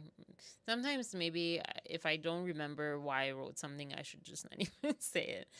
And then they group kiss, which I thought was the cringiest thing ever. I think that's kind of what, to me, it just feels a little too hallmarky. I don't know, but maybe it's just because I've not really seen a throuple. I don't know, something about it feels a little immature to me and unrealistic. The way that they're approaching it feels not as grounded. It feels more like fantasy, floating. But again, a lot of these people are like that. And then I don't even remember who that other couple is. Who's next on here? Joan and Greg. Joan and Greg. Not too much about for them yet. I think in the last episodes there was a little bit more. Well, I guess I have quite a bit. My first note is Titanic and stuff like that. I think she said it. Or he said it. No, he said it. Yeah. Because they're talking about, I guess, boats going to and from the US or something. I don't know. Anyways, there's some cute doggies apparently. And then I'm like, something, the way that she moves and gesticulates, I think is the name. It makes me think, like, does she have Tourette's? There's someone on the 90 Day franchise that has Tourette's. I think it's Tourette's. And she, like, suddenly, like, does these, like, gestures with her eyes and mouth and just, like, stuff. And, like, I wonder if Joan has that too. It's something about the way that she's, like, she communicates. I don't know. There's something additional there. It's interesting. Definitely makes me awkward a bit. Mainly because I don't know what it is. Anyways, and then they're walking the two dogs, and Greg's like, "Do you want to, the leash for the one dog? You can walk that one, And she's like, "Yeah." And she says, "It feels kind of weird, but I like it." And then I said, it looked like someone having a dog on a leash for the first time, for sure. For sure. When I was little, fun fact that no one really probably cares about. When I was little, I would walk an imaginary dog. And it was like a Scottish Terrier, the black little dogs. But I thought they were small. And I grew up to learn. We have someone on our street that has them. They're just awkward dogs. They're like really studgy, sturdy, and they're like short-ish. They're kind of like a beagle, but long. I don't know. Anyways, it's not what I thought based on Lady and the Tramp, and or like a cocker spaniel too, maybe. And yeah, I used to pretend that I was walking an imaginary dog because I wanted one. I wanted to walk a dog at least. And then, oh, they talk about moving out because they're in his mom's house. And Joan, she worked at an NGO. She was like a director or something high up, and she came here and she's like, what am I doing here? I feel like I'm back in high school. What is this? It's not going to work out. And she thought 6 months. He thinks a year and a half to 2 years. And I'm like, what have you been doing so far, Greg? What have you been doing? Then he brings up a good point that also because he turned down a government job. That was the last episode. That was awkward. An awkward grocery store run. But yeah, he had like $8,000 in debt, and apparently that's big for Joan. And I'm sure there are people out there in the US that feels that's a big thing. I remember thinking a little bit of that, maybe. I don't know. That's how much I have. I've been having that because I pay, but the interest is like higher, you know. It's like I'm just paying the interest basically for quite a while. You know, if it gets you, it gets you, and it's so hard to get out of debt, even if it's just, I would say just $8,000, because there's also school loans. I don't know if Joe knows about those in the US, how they are around 100K. If you go to like undergrad and masters, which is kind of like more and more average now than before. But yeah. Um, oh, I said again, welcome to America. No, Americans are not a step up from the rest of the world, but they think they are marketing. These are my thoughts, because she said something like, oh, I thought America was like a step up from the rest of the world or something. That it was like better here. That's why I put marketing, because it's been advertised. And I believe this more and more, that it's in the marketing that's been done with America.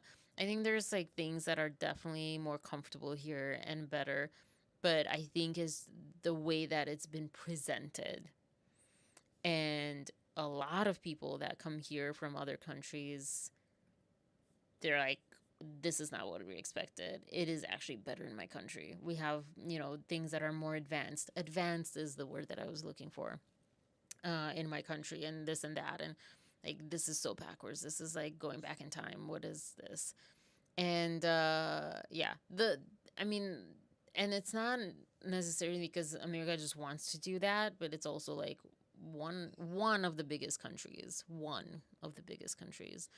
so it's kind of understandable. But I think we're not trying that hard to have advancements. I mean, we're talking about, mining. Last Trump election was like, go back to mining jobs, give mining jobs again, and um I don't know, just stupid things. Instead of like, oh, let's teach these miners some like use transferable skills and teach them something that they can do that's not mining, but going forward, making America forward, evolve. Anyways, so then they talk about the wedding, and Greg's like, we can cook all our food ourselves. And I go, Greg, what? No, I'm sorry. I shouldn't say no. But I don't know many people, many brides, many grooms that want to cook on their wedding day or the night before. There's, you should enjoy it. Like, I'd rather just eat at a restaurant, which I hate the idea of. But in Europe, that's pretty popular to go to a restaurant after a wedding. But yeah, I would rather do that. Uh, Even as a guest, almost. I mean, it's not fun, it's not great, but I'd rather have something small or whatever and enjoy the day rather than like cook and have like just a regular party. But, anyways. And then he says that he has some interviews lined up, and that long hours don't feel that bad now that she's here. And then I said, but why did you turn out the other down? Sorry, why did you turn down the other job? If that's the case, because this is also like just day 3 or something for all of these couples. And then they meet up with some friends, and Joan's saying something like, how many Johns do you have? And because they meet up with 2 of his friends, John and someone else's John as well. And I'm like, that's like in my family, we have Radus. There's a lot of Radu people. that's the common one in our family. And then also, not the most common Romanian name, not the least common either, but like Ion, also John. I think John just in every country, or maybe every like Christian country, is like the most common one. Um, oh, and then her name is Joan, and I don't know if they even mentioned that. But yeah, her name is Joan, which is very close to John. So it's just a lot of Johns. They talk about lawn forking. Aria, do you know what lawn forking is? Do any of you on the replay know what lawn forking is? They were surprised that Joan didn't know. Greg was surprised that Joan didn't know. I've never heard of this thing ever in my life. It sounds both, yeah, Joan and Maria too. It sounds like both fun and funny and gross and maybe destructive. So basically, you put forks in the front lawn, like just a lot of forks in the ground in someone's front lawn. Don't know why. Don't know why they do this. I don't think they explained when they did this. Like it was if it was for graduation or whatever. But apparently that's a thing. And that's what Greg used to do or something like that. Something like that's so random. Almost want to do it now in my own backyard, in my own front yard. Like something about that is kind of like funny and intriguing and relaxing. I think it would be relaxing to like take them out and put them in, I guess, too. Um, but you know, like if you see, if you would see my living room here, how it has all my clothing on the couch, and there's like, I can't start something and finish it that easily. So it might be exciting and funny for the first few row. I don't even know that I'll go on row, but yeah, yeah. Anyway, so that's what lawn forking is. Literally putting forks in a lawn. Then they talk about how he wants to open a bakery instead of working for someone else or whatever. And um, his friends kind of are not his friends on this one, I'm going to say. This is the second time I've seen this on the show where friends were actually against their friend, favoring or even like bringing things up like to the partner, like, hey, yeah, like you shouldn't let them get away with this or whatever. So because they say something like a house is more important, which yeah, I agree, because also in a house he can really develop this bakery more, his skills, etc. But I'm like, what's up with the friends attacking him? That's not cool. I don't think that's even a fair question of whether the house is more important or more worthy than a bakery. Like, yes, but at the same time, like, you can also see it reverse. Like, if he gets his bakery up and running off the ground, he maybe can afford more of a house than if he would have just gone to get employed wherever. um there's I don't think that people should ever give advice like this, because you don't know what that person's capable of, both like in a like their limitations and also where they thrive. And you don't know the market of this or that or whatever. There's so many variables and factors that you don't know, that I don't think makes it fair for you to have an opinion of what someone should do. And if you're a friend, you should support that person. That's like number one. I will stand by that till my dying breath. I think like it's okay to say like, oh, this is what I would do instead or whatever, but at the end of it, every single time you should support your friend, period. Period. Or partner. Um, and I would even go above and beyond that in saying that you should also seek to understand why they want what they want. A might tell you something about where they're coming from that might help you give better advice that might still be aligned with what you would want to see for them, but also aligned with what they want as well, rather than just about you. Or it might open your mind up like, oh, I didn't think about that. Yeah, you're right. But at the end of the day, it's their life, and they, like every single person, deserve to be happy. Will they? Can they? That's a whole other thing. But I think it also has that kind of nuance from some parents, like, will put a child down because they're preparing them for life. And it's like, no, like, actually, scientifically, it's better if you, like, put your child, like, raise them up,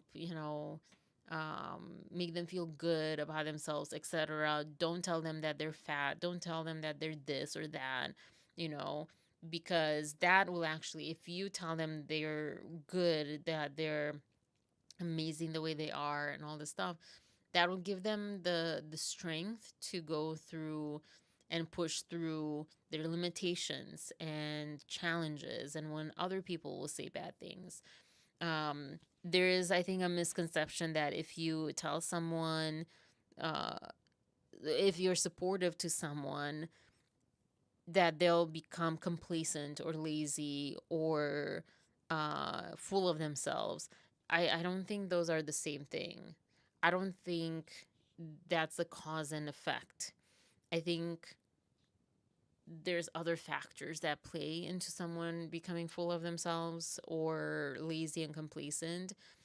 And I honestly believe so strongly that the lazy and complacent people, especially, are the ones who have been, like, put down, discouraged, told they're not good enough, told they need to, like, strap their bootstraps or whatever, pick themselves up by the bootstraps or whatever.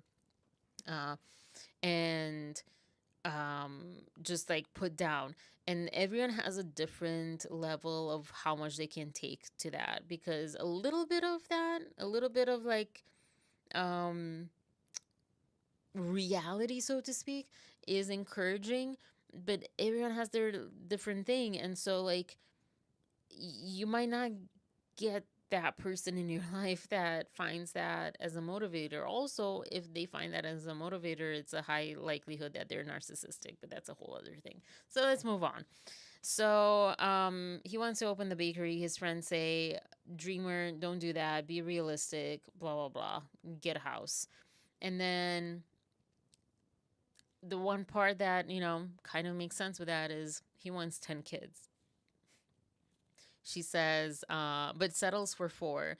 And she's like, I think she said 3 is max, or maybe 4. But yeah, 3, 2, something like that is max. Like, there's no way she's having 10 kids.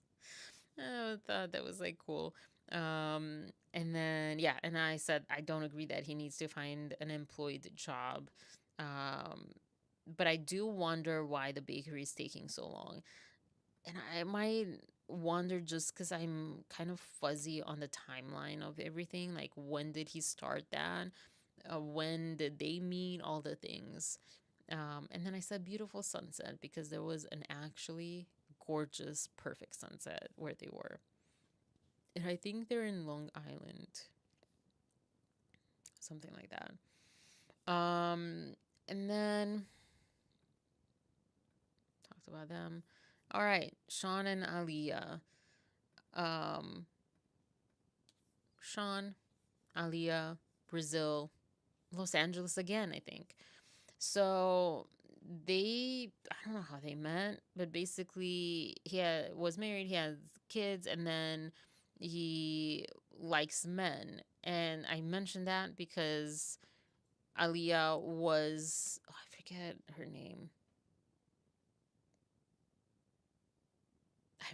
name.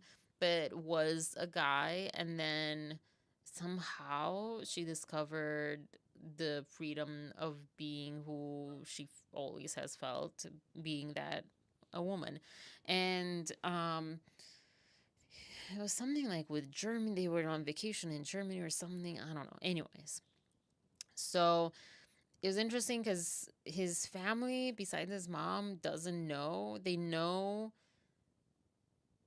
oh gosh, I don't remember her name as a guy, but they know that person, so to speak, but they don't know Aaliyah. And also, a whole thing was as far as like at immigration, should she go as Aaliyah or should she go as, sorry, I don't remember her name as a guy. And she decided to go as Aaliyah, and also she looked so good. She was like so spot on with everything. And anyways, she lands in LA, and uh, he describes that she has germophobia. I want to see more. Right now, I don't believe that because he describes Sean describes that she is insistent about washing your feet when you get in the door. I think it was an exaggeration, but basically, like, you should wash your feet instantly. Like, you shouldn't walk or like go in bed, probably stuff like that, after a day of being out and about. And then that nothing. This was like, this is why I'm like, I doubt that she's germophobic. I think she's just normal. Also, considering the context of Brazil, Brazil is not the US. Most countries, or a lot of countries, now most countries are not the US or Japan. You know, it's not that clean. And there's being tropical or subtropical, like, there's a lot more diseases and things. So, this is not surprising. But basically, he was saying the other part of why he says that she's germophobic. Um, that nothing can go in your mouth unless you wash your hands. And I'm like, are people stupid more and more?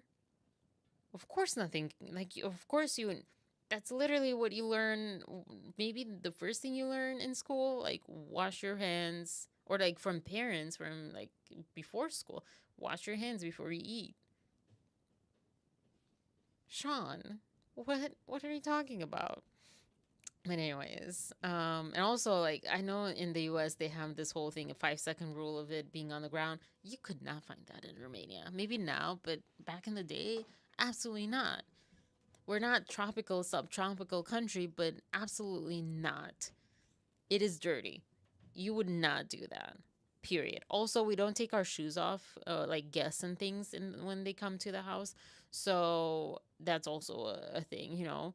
So we wear slippers in the house, and then blah blah blah. Anyways, but my family in Austria, Austrian born mom, like, she has taught them, like, don't, like, take a shower before bed, take a shower in the morning, but definitely before bed. And, you know, my mom also has talked about, like, wash your feet before going to bed. But also, living in the US, like, it's definitely different. You don't walk. You get in your car usually, and that's it. And that's, you know. So, um I think he also says, like, yeah, you have to take a shower before bed. And I'm like, dude, yeah, this is not like that crazy. And also, Brazil. Um, and oh, and I said, yeah, some people are like that. And it's not a bad thing necessarily, but understandable. I understand both sides. I understand, you know, him being like, oh my gosh, is it going to be clean enough for her? Cool. He also gets a dog, and she, when she sees the dog, she's like, I was expecting like a little one.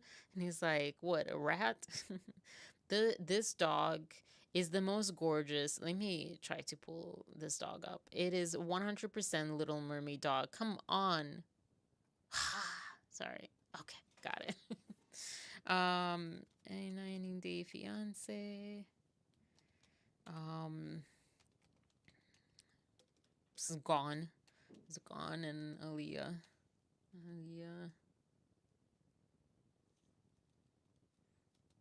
dog. We just care about the dog. Why is Facebook keep coming up? I don't have Facebook. No, thank you. Thank you very much. Bye. Look at this dog.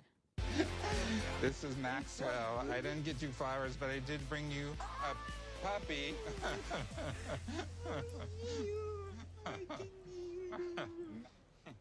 We are now one. That is like the best dog. That is the cutest dog. Okay.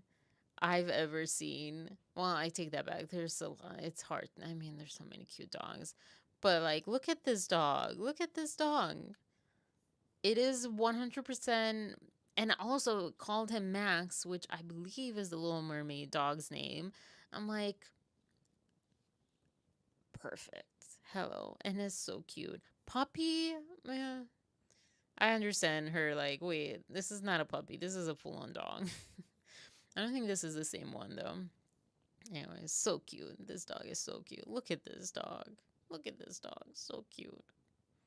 Anyways, so I'll leave that. I'll leave the dog too. Oh, so he's 62. He does not look 62, I thought, but he looks, maybe he has had stuff done. He's Californian, but he looks like, I expect him to be in his 40s for some reason. 62. That's pretty crazy. He does not look 62. Sorry, that threw me off. Um oh, and I said Aaliyah would not survive Gino.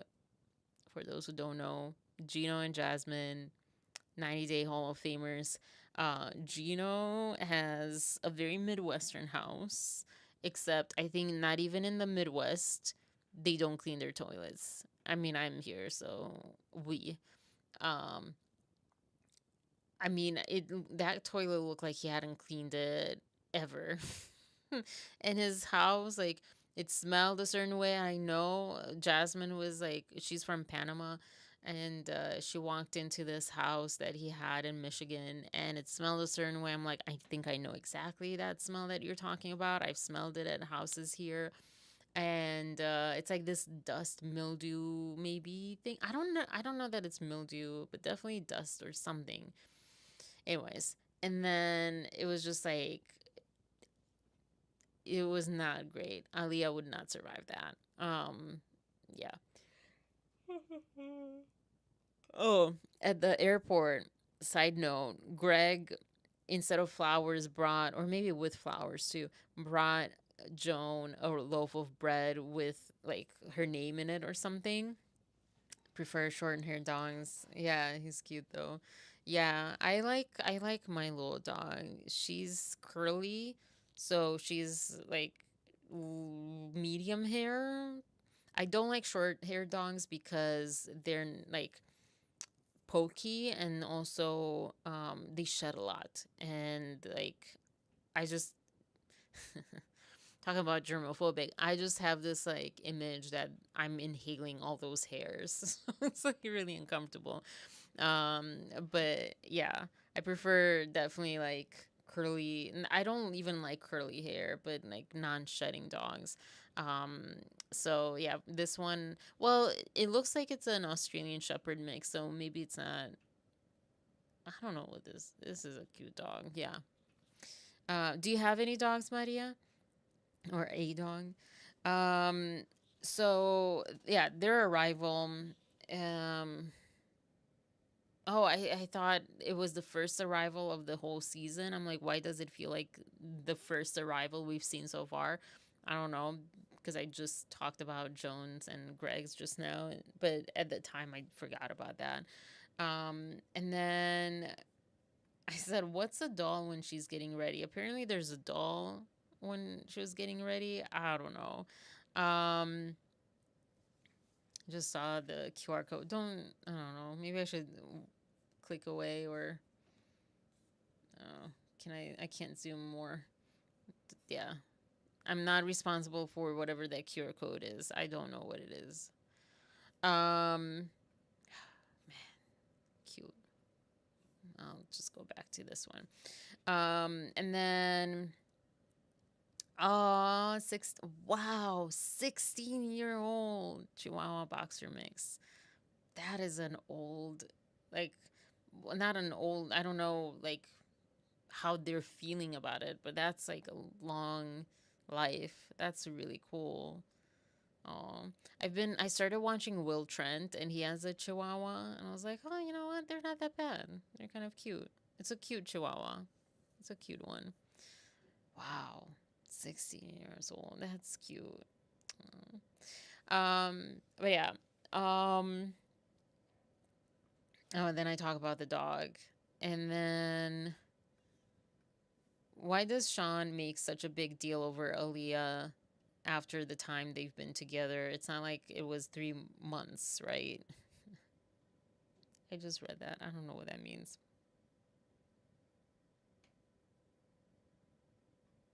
I don't know what that means. Maybe I'll. Sometimes I write something and then I remember as I go along. Um, and then he also didn't bring flowers, but I think Greg brought bread and flowers. I don't know. But he's like, I didn't get you flowers, but I did bring you a puppy. I'm like, they're not mutually exclusive. What do you mean? I've never been brought flowers except for one time, but by a guy. Yeah. And I did go through a phase where I felt like flowers, like I give me a potted flower, I felt bad. I don't think I would have felt bad getting them necessarily. Um Maybe there was like a couple years where I was quite like drastic about that. Maybe I don't know, but yeah. It's definitely a big thing in the Romanian culture. The one that I grew up in was whenever we would go somewhere, we would bring flowers to the host, or, vice versa.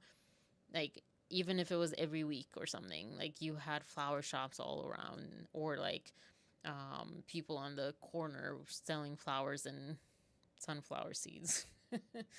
And yeah, it was, and they were cheap, and it was just something that you did. And I think there needs to be more of that. I also say that don't bring me the cheap flowers. And what I mean by cheap flowers, like Trader Joe's has good prices. I don't mean like actual cheap. I'm talking about like those weird bouquets that are like fake colored with some like really weird daisies or something. I don't know. I don't know. It's just really weird. Like, put in the effort to get like some like legit flowers. They don't have to cost more. I've become a fan of carnations, which they were the cheapest flowers in Romania. They're not that cheap here, but they are on the cheaper side. Daffodils are really big now because they're everywhere.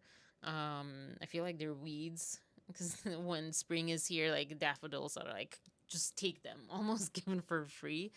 And yeah, like, yeah, it's just like putting in the effort to have it be special, like interesting. Daisies on their own also is okay. Like, I don't know. Maybe I can bring up. It's just such a random thing. No one here is going to bring me flowers, anyways. But let's see. American.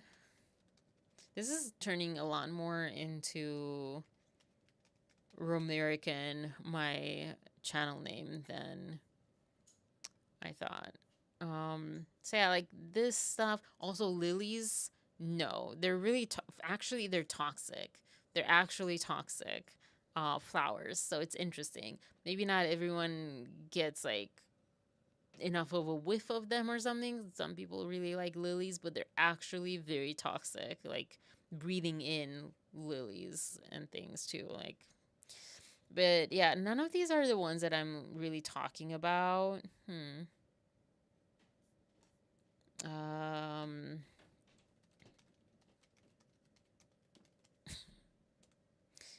American grocery store. Yeah, these kind of things. Yeah, like all of these. Like, no, no. Like that too. I'm like, what is this? This is, I don't know. It's just so weird.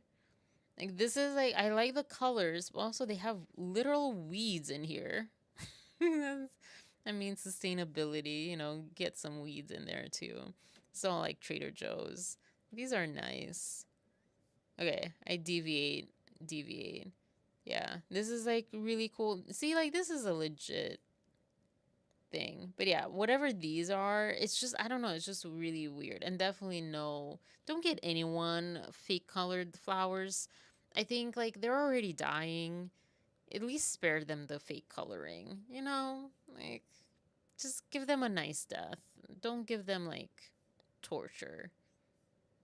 I don't know. It drives me kind of crazy. I say that very loosely, but it makes me a little I don't know, crazy is the word. When people talk about, like, vegetarians or vegans talk about like saving animals because they're living beings, and I'm like, do you know that lettuce is very much alive? If anything, there were like raw diet, remember that? That is like the cruelest of them all, because you're literally killing the plant as you're eating it. Like, it's not dead like animals. When we're cooking them, they're already, dead. Like, vegan, like raw vegan stuff is actually, well, not everything, but like if you're eating the plants themselves and stuff, you're literally, yeah. Anyways, um, everything is alive. Yeah. Oh, I posted it, I think, on Instagram. Um,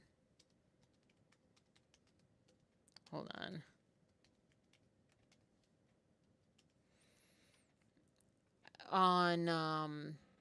The colors of the wind, right? That's the name from Pocahontas. I'm like, this is my spirituality in a song. There you go. That's it. Everything is alive. That's like, there was also like a really cool comedian, and Neil deGrasse Tyson, which I think I called Mike the other day, right? Um, they were like doing I don't know, whatever, on Instagram. Neil was um like complimenting this guy's, like, talking about like molecules and things, and how, like, when we touch something, like, part of this molecule goes into us and vice versa, and some other things. So, but yeah, everything is alive, everything is like moving, nothing's like as static as we see it. And I believe in that. Every rock and tree and creature has a spirit, has a name, and there was a third thing there. Anyways, back, very long side note, very odd side note. Back to Sean and Aaliyah.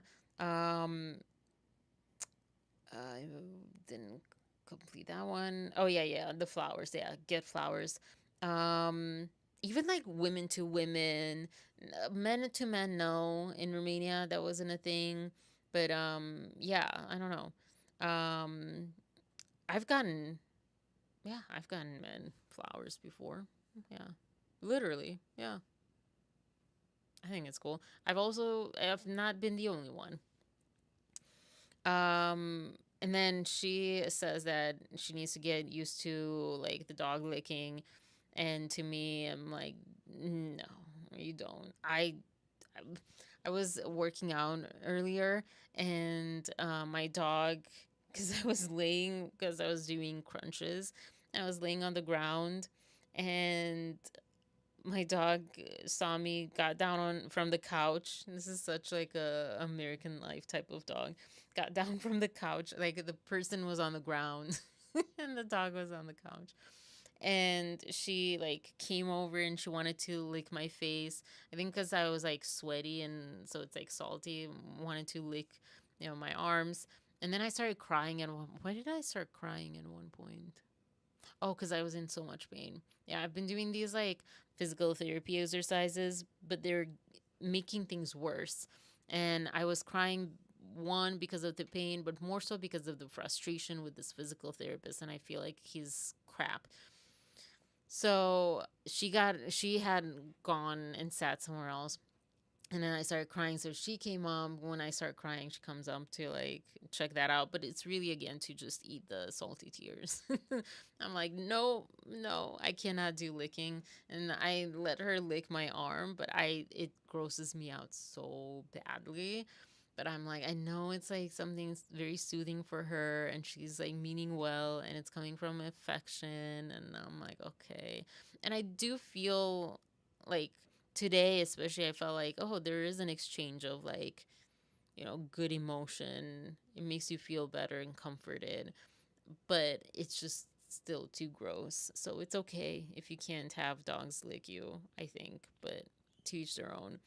Um, and then I said, why does Sean seem fake in person? Like in the ITMs, he's expressive, he's he doesn't seem fake at all. But in person, maybe he's just very, very shy or awkward. Um, Me too. Yeah, with the every rock and tree and creature. And then oh yeah, she was worried that, or no, they were both worried that the dog might eat the wedding dress. So they put the wedding dress like somewhere in the trunk or something instead of like with the dog. And I'm like, what is this, a gremlin? I mean, look at that dog. Like that dog was not going to eat a dress. What kind of dog did you get, Sean? And then he says, this is in my thumbnail. He was talking about Giselle Bündchen or something like that, and called her Giselle Bündchen, something like that. I was trying to like type it as it sounded. I'm like, what is that, Sean? What? What? Anyways, he was showing her like famous people, like a little Hollywood tour of famous people's homes or like where they lived. And then Aaliyah said, definitely a big change from favela to Beverly Hills. And yeah, my mom was saying that people don't even know she's been to Brazil when she was younger and she's seen favelas. And she's like, they don't even know. I think they're kind of equivalent to like South African, I forget what they're called, the neighborhoods are called there, but um it's like, it's not like, oh, just the poor people, it's like something else, something else. So yeah, it must be like a crazy transition from, I don't know if she literally lived, Aaliyah lived in a favela place, but um yeah, big transition to Beverly Hills. But his house is pretty modest, and I actually kind of like his house. It's medievalish and like, but like Spanish. I don't know. It's like really weird, but cool. Actually, my next point. I do like his house a lot, though. And then there's a dinosaur mural in his kitchen, and like lizards and things like kind of on the top. And Aaliyah specifically points out this dinosaur that's like peeking through like greenery, but it's like painted. He's like, oh, I'm gonna feel weird about that one. I'm like, that is so random. His house is really random, and I think he kind of pointed that out. And everything is really random. And then he this was like kind of awkward. They sit down, it's nighttime, whatever, and then he says that he did all the STD testing and everything is fine and dandy. And I'm like, this is such an awkward thing to say to this partner that just came from a different country. And but I mean, this was something that they talked about before and agreed with, but still, like, the first night, I mean, I guess like that's when you would want to hear it, I guess, maybe, but like it, I don't know. It was just kind of an awkward moment. Um and yeah, so they agreed to an open relationship because of him. Aliyah didn't want an open relationship, but he felt like it was too long of a time without seeing each other and without any of that, I guess. And Aliyah says that in the ITM, I think, didn't like it. But wait, what did I say? Oh, yeah, she didn't like how he said that um, he's not sure to close the door completely to that, to the open relationship. If she's here, like, why does he need that still? Because that was the idea of why that was in agreement in the first place. And for him, and I mean, she's right to have that concern, because for him, he said that he's not really closing that door, or like maybe not necessarily related to that, but he's worried that he'll be missing the company of a man if she decides to be fully woman. And this will be interesting, and it's an interesting point of discussion in general, because I don't know that there's like a very clear answer to that. It's tough. It's, yeah, if your partner that you love and you've been with, I mean, in their case, they've not been together that long, but sometimes people that are married for so many years suddenly, especially like earlier on when transgender rights became a lot more included in, society and stuff. It's one of those things that like I haven't thought about and I haven't lived through to understand fully, but also like I feel like there's just so many nuances to it that I don't know that there is a right answer. It's one of those things, I think. But it's kind of hard to hear that, you know, especially in this circumstance where Aaliyah moved to a whole new country. And yeah, and I think she was a nurse in Brazil. I don't know. It's hard. Hopefully, they that wasn't something that like, yeah, STD free, but also I don't know. I may change my mind about if you want to stay a woman. Anyways, next day, dog comes on the bed, and I'm like, this dog needs to learn to sleep more. My dog, excuse me, hiccups, and a yawn. My dog, it's almost the last to wake up. There have been definitely times when I wake up and my dog just looks and like gets on her back, and she's like, I don't want to wake up yet. I want belly rubs. I want to be petted. I want to cuddle. I don't want to get on with my day yet.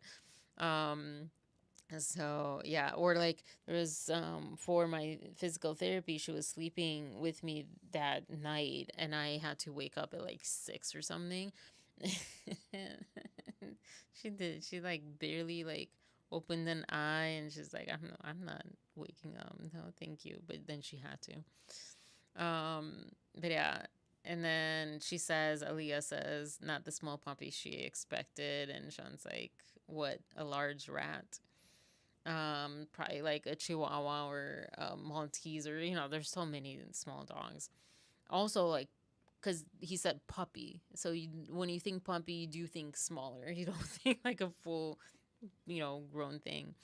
And then the first night convo, that's cute, I wrote. I love how he passed out instead of the one traveling. Yeah.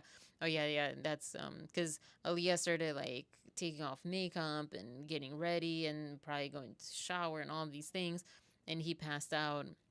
I'm like, she's been traveling for 24 hours and he's the one that passes out first. Like, but he's also so much older too.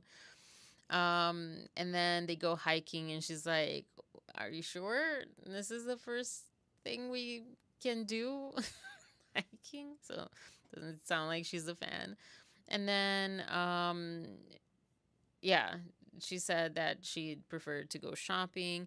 And I thought, like, did the producers create this hiking scenario? Very likely. And then the dog poofs, and he's like, do you want to do it? What the heck? What the heck, Sean? Welcome to this new country. Everything's changed for you. Do you want to pick this dog poop up from this dog that you weren't really expecting, and that I just already also called you a germaphobe? So, yeah. And then, but I don't know who wanted the dog. Um, I think he said, like, don't dream so much.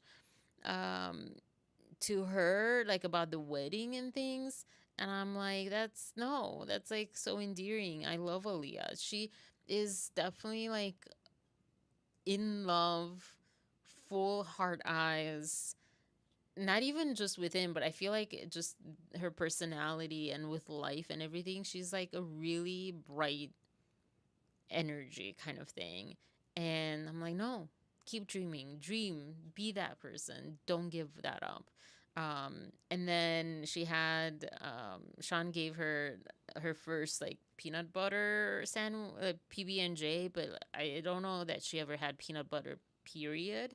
And she said that peanut butter feels weird in her mouth. Like, yeah, don't get it either.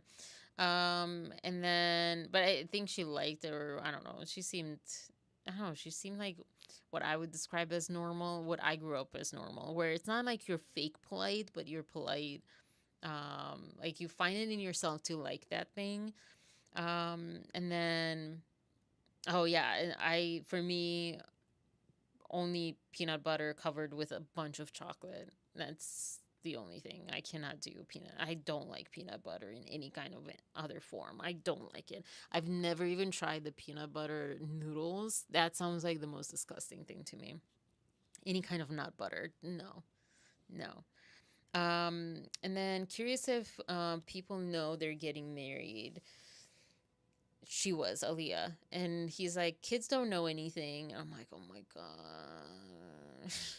I tell you that most of the time, these people, the challenge obstacle is more family than each other, but then it gets into each other, and anyways. So the kids don't know anything. He had met up with his mom, I think the episode prior, and his mom was really cool. It gave me a little bit too kind of creepy vibes of like Diddy's mom and Diddy kind of thing, because they were talking, I think, about like partying. Like his mom, Sean's mom, goes to strip clubs or something, and I don't know. It just kind of gave me the same vibes. But anyways, and then oh, I think Aaliyah said, "Oh, why are you embarrassed?" And he's like, "No, I'm not embarrassed, but don't want to hear comments about my life. I'd rather introduce you to see what happens." And I'm like, Mark 2.0 over here. Mark 2.0. Light the flame, light the fire, match, whatever, throw the match, boom, and then like let the other people deal with it. Like, what? And then I'm like, it's a recipe for disaster. Also, throwing her under the bus. Like, it throws her under the bus. You know, they don't expect her. Also, because they expect, I don't remember her name as a guy, but they expect that person. They don't expect her. And then they don't really know they're getting married, which that's kind of, I feel that's kind of stupid if she's come over here. Like, do people think that visas are just, left and right? Like, you don't even need a visa? That doesn't happen. But yeah, and yeah, I don't know. But then also, we kind of know that he is maybe not embarrassed, but he is having doubts because she wants to be a she and he wants to be with men. And that's what he thought he was getting. This is kind of in his own words. And with, you know, him. And hi, Angel. Oh, I'm sorry. Feel better. Um, and yeah, fun Monday. It's going to be a fun Monday. So hopefully you'll feel a lot better, especially for that Mondays live. But yeah, take care. Rest. Um, don't know what I was saying, but yeah. Anyways, basically, I kind of said it all. And then Sean's not. Oh yeah, because like he isn't sure that he wants to stay with Aaliyah because she's become Aaliyah, and I guess I wouldn't say he's embarrassed to his family about that, but he's it's something similar, and I don't know. And then he's also not into marriage because he's done it before, only doing it for the visa. I'm like, oh, I don't remember this he was saying in the ITM or to her directly. I'm like, come on. And then her dream is to marry, and like the wedding. I'm telling you, she has like the biggest hard eyes and just like the nicest soul. I feel like, I don't know. Hopefully she won't get crushed. And I think that's it for them. I don't know if it was like with them or someone else, but someone brought up a prenup somewhere, maybe in the next episode, to tonight's episode. Um, I'll be here in sickness or in health. Oh, thank you. And I guess it doesn't make me feel bad. I think once upon a time it might make me feel bad. A little bit, but I appreciate that more than anything. That's so nice. Thank you. Both Maria too. Thank you. Um yeah, prenups. Thoughts on prenups. For me, it is definitely a new concept, so to speak, as far as like in Romania. I never had heard of prenups. I was also young, but yeah, that's not something that happens. So didn't grow up even here with that notion of prenups. And my family is not rich. So that's kind of where that oh, thank you. Where my thoughts come from. But I also, I don't know. I don't know how I feel about it. I don't know how I would feel about it if it would happen. But I think I am kind of surprised how people take it. Um, I don't know that I would be that upset, that I would feel like, oh, this person doesn't trust me or doesn't love me or whatever. Like, I can technically understand why people say that, from like people who are asked to sign a prenup with someone else. I can sort of understand that, but also at the same time, I don't. The one thing that I'll say is that you better make sure that it's in your favor too, that it's really a fair thing to sign. But I think, honestly, I feel like that would be such a great one. If you get divorced, a lot of people say, like, oh, this means that you're already thinking that we're going to get divorced. And I'm like, I don't think people think that necessarily. Um, I just, I feel like if that happens, whichever side I'm on, I would much rather have something that's already like said and done and tied up, and I don't have to worry about. But that's also because I'm older. But a lot of these people, and I don't remember who talks about this, but a lot of these people are also older, so I don't know. But yeah, thoughts on prenups in the chat, in the comments, on the replay, wherever. I'm very curious what you think about that. I have one tiny, not so maybe tiny, but one more couple, just one final couple, and then calling it a night and going to see tonight's episode, which I was like, oh yeah, an hour should be plenty of time to go through this, and then also watch it next weekend.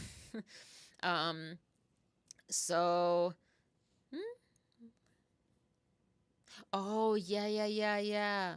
So, Mahdi, I call him Mahdi, but Stevie is his partner. Stevie calls him Maddie. I'm pretty sure it's not Maddie, but maybe. No, no, stop. Just call. Oh my gosh, a past coworker. Anyways, so I thought I turned Siri down. I do not want her. Um, but yeah, so I don't know. I met someone with the same name that calls himself Madi, or I don't know, Maddie, I don't know, whatever. So I don't know. But in the meantime, it looks like Mahdi to me. I'm going to say that. I'll find out maybe. He's from Iran. Did I say where everyone was from? Yeah, yeah, yeah. And he goes to the barber shop here, and they basically make his face naked. And he's like, what just happened? This is not what I wanted.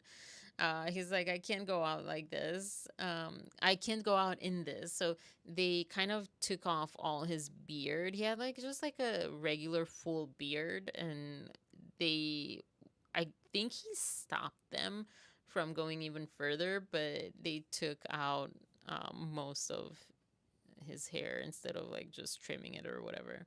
That's him. Um, he's a very good looking man. And I think this is before, no, this is I think after like it's with a little bit more grown out beard or something. Anyways, and then interesting enough, Sarper had the same experience that he later describes. He says that barbers in his country, they cut with you facing the mirror and they have to go around you. And Sarper said it even better. Oh, wait. To be barbershop. There's a barber that cuts your hair.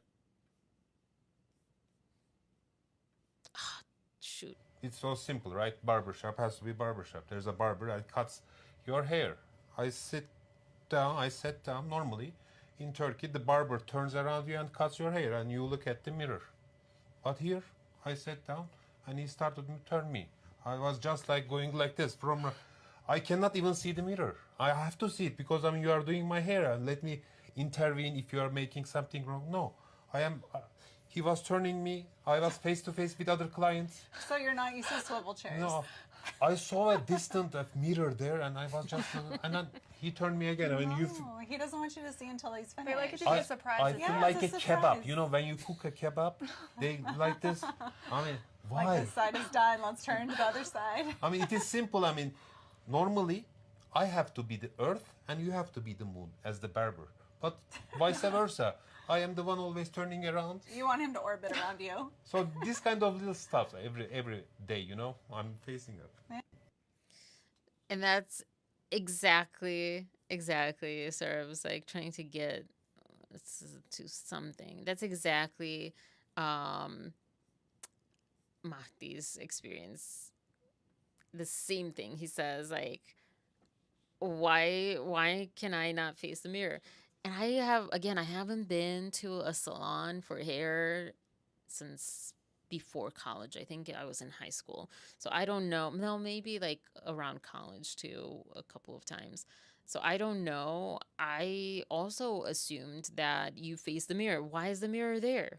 Like I assumed that. And you see that in like movies too, to both of their credit, like you also see that in a movie that you're facing the person's facing the mirror and the barber, salon person, whatever, is like styling, cutting your hair, while you face the mirror. So it's kind of crazy that they had this experience, but maybe this is a common barber thing. Let me know. And so, yeah, so he's like, I can't go on like this.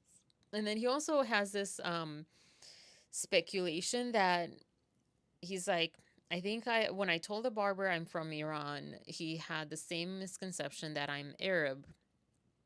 I think he said something else, but I couldn't make out what he said. With like a thin mustache, and he's like, I'm not. And I thought I wanted to include that because we in the US often group that side of the world together, and they're diverse. Also, I think Iran is in Asia, isn't it? Maybe not. I don't know. But anyways, so yeah, he's like, no, different culture, completely different thing. But yeah, I picked on America. Like, yeah, we're not educated here, but we're not. Like, I am a product of American education for most of my education years, and I know, like, I could have done so much better. Like, I could have learned so much more. And it's not something that we don't know. Anyways, then what I thought was like really weird, kind of cool, but mostly just like, huh? I don't know whose idea it was, but basically in the next scene, she's painting his like beard more with a permanent marker, or it looked like a permanent marker or like a whiteboard marker. I would not want that on my skin, but he was that uncomfortable. I guess that was like the best she could do, because she's also, I think, blonde. Yeah. So she probably didn't have like any like eyebrow thing or something to like not be like eyeshadow. Like, why she didn't have black eyeshadow? I don't know. Anyway, so they go to the coffee shop and he picks on her for saying apparently they met. Um, I remember them saying that they met while she was his English teacher online. I wonder if it was more like a practice kind of situation because he's an English teacher in Iran. So I think it was, people speculate that might be a fake story anyways, but I think no, I think that was true. But he might. It was a Hello Talk, I think, was before, and iTalki I heard is another one now where people like practice, and if he wanted to be an English teacher, he wanted to practice with like actual English speaking people and stuff. So, anyways, I don't know, but he picks on her because she calls it espresso instead of espresso, and she says that he says thanks, like for thanks, and he's like, no, Persians do, but I don't. I think that's when he was talking about like, because he was an English teacher, and so something. Um, and then in Persians, Iranians, whatever. Because he said in a previous, I believe he said in a previous episode how he usually says that he's Persian because it sounds better than Iranian because of how things are with the two countries. And then I love how sweet he is and calm, and the way he talks is very, there's a childish quality about him though that I'm curious about. Sometimes he comes across like a child, like a baby child, like I don't know. It might just be like being in awe of everything. Like in the first episode they were, or second, he was in awe, and she also took him to all these like, she has like topless paintings. She paints topless paintings of women. And so he's like, what? Like, do we have to have these like in our bedroom? Like, can we not? There's a lot of culture shock for him. And that's the other thing. She kind of, or the producers or whatever, made a big deal because her dad is, I don't know if he's MAGA, but he is a Trump supporter. He's like conservative, blah, blah. So she's like, I don't know if he'll be okay with Mahdi, also because she didn't tell him until the day before he came. She didn't tell her dad, and like about the relationship period, not just like, oh, because he's coming and he's from Iran, but the dad didn't even know that she was in a relationship at all, I think. And yeah, that went really smoothly. It was really great. I actually felt like that was such a more realistic interaction than you often see on this show, where he had his like concerns. He questioned him, but he was kind and he really believed Mahdi. And usually, like, you get on these shows, like, I don't believe you as family or friends. I don't believe you. You're here just for the green card, blah, blah, blah, blah, blah, blah, blah, blah. But the dad really was really grounded and what appears secure. So it was awesome to see. Anyways, but yeah, so they get to this coffee shop, and they talk about she sorry, in the previous episode, she talks to I don't know, a cousin, a sister, a friend, something, while they're at the family dinner. How tells her about something that he said to her, as far as like he's thinking of going back, or like he had thoughts of maybe going back because he misses his parents or whatever. And so I guess she told him that she said that to that other woman, and he's like, you shouldn't have told her. And my first, again, I picked on Americans and America so much in this. I don't know why. I said, welcome to Americans on this show. I'm not even saying like Americans as a whole. I'm saying on the show. They don't understand being in relationships. And I kind of stand by that generally. Generally, not all the time. Like, but I think what I mean is like there's cultural differences even with Romanians, and I've seen with most um I don't know most, but a lot of like the foreigners coming here, there's a more mature way of handling relationships than we have here in the US. And yeah, you wouldn't say everything, and all that's the other thing, like you don't say everything about your relationship one on one with your partner to your family or to your friends or whatever. Not quite like here, or yeah, especially like when you get to the marriage part or you're more mature. But they're, I think, pretty young, both of them. And I totally understand where he's coming from, and I can see both sides. And then instead of being understanding and there for your partner, they just judge you and tell you on you, is what I said. Because yeah, that's my impression on the show. So he was very uncomfortable with that. I don't think she had a problem with that. Like I think she understood, or she was open to hearing where he came from. But then he said again, oh, because the whole thing was, you know, oh no, sorry, that comes next. But they talk more about this. I said it's literally the third day that he's been in this country from Iran, which at least how he's made it seem, but it seems like it's legit how the culture shock is enormous. And again, he's really close to his family, from what we can see, kind of like Sarper. So for him to confide in his partner that he already misses his home, his family, and, from also a mindset that he probably never thought that was going to be his life, where he would move across the world for his partner. And on top of that, be kind of dangerous, or mm, yeah, there's more to consider, for him going back, and maybe even for his family to be left behind there. Like, that's like, she should be a little bit more understanding than what she's kind of been. I just wrote, back off, Stevie, back off. Uh, it's what, his third day?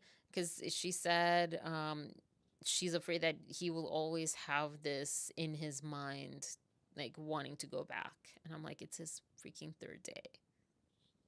Slow down a little bit, back off a little bit, be understanding, be a little bit of like a partner.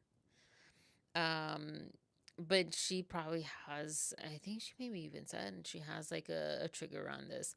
He says that he can't promise her that. And when he was in Iran before coming here, he even thought that if they'd break up, he'd stay in America. But now doesn't feel like that anymore. Now he's like, just take me back. And yeah.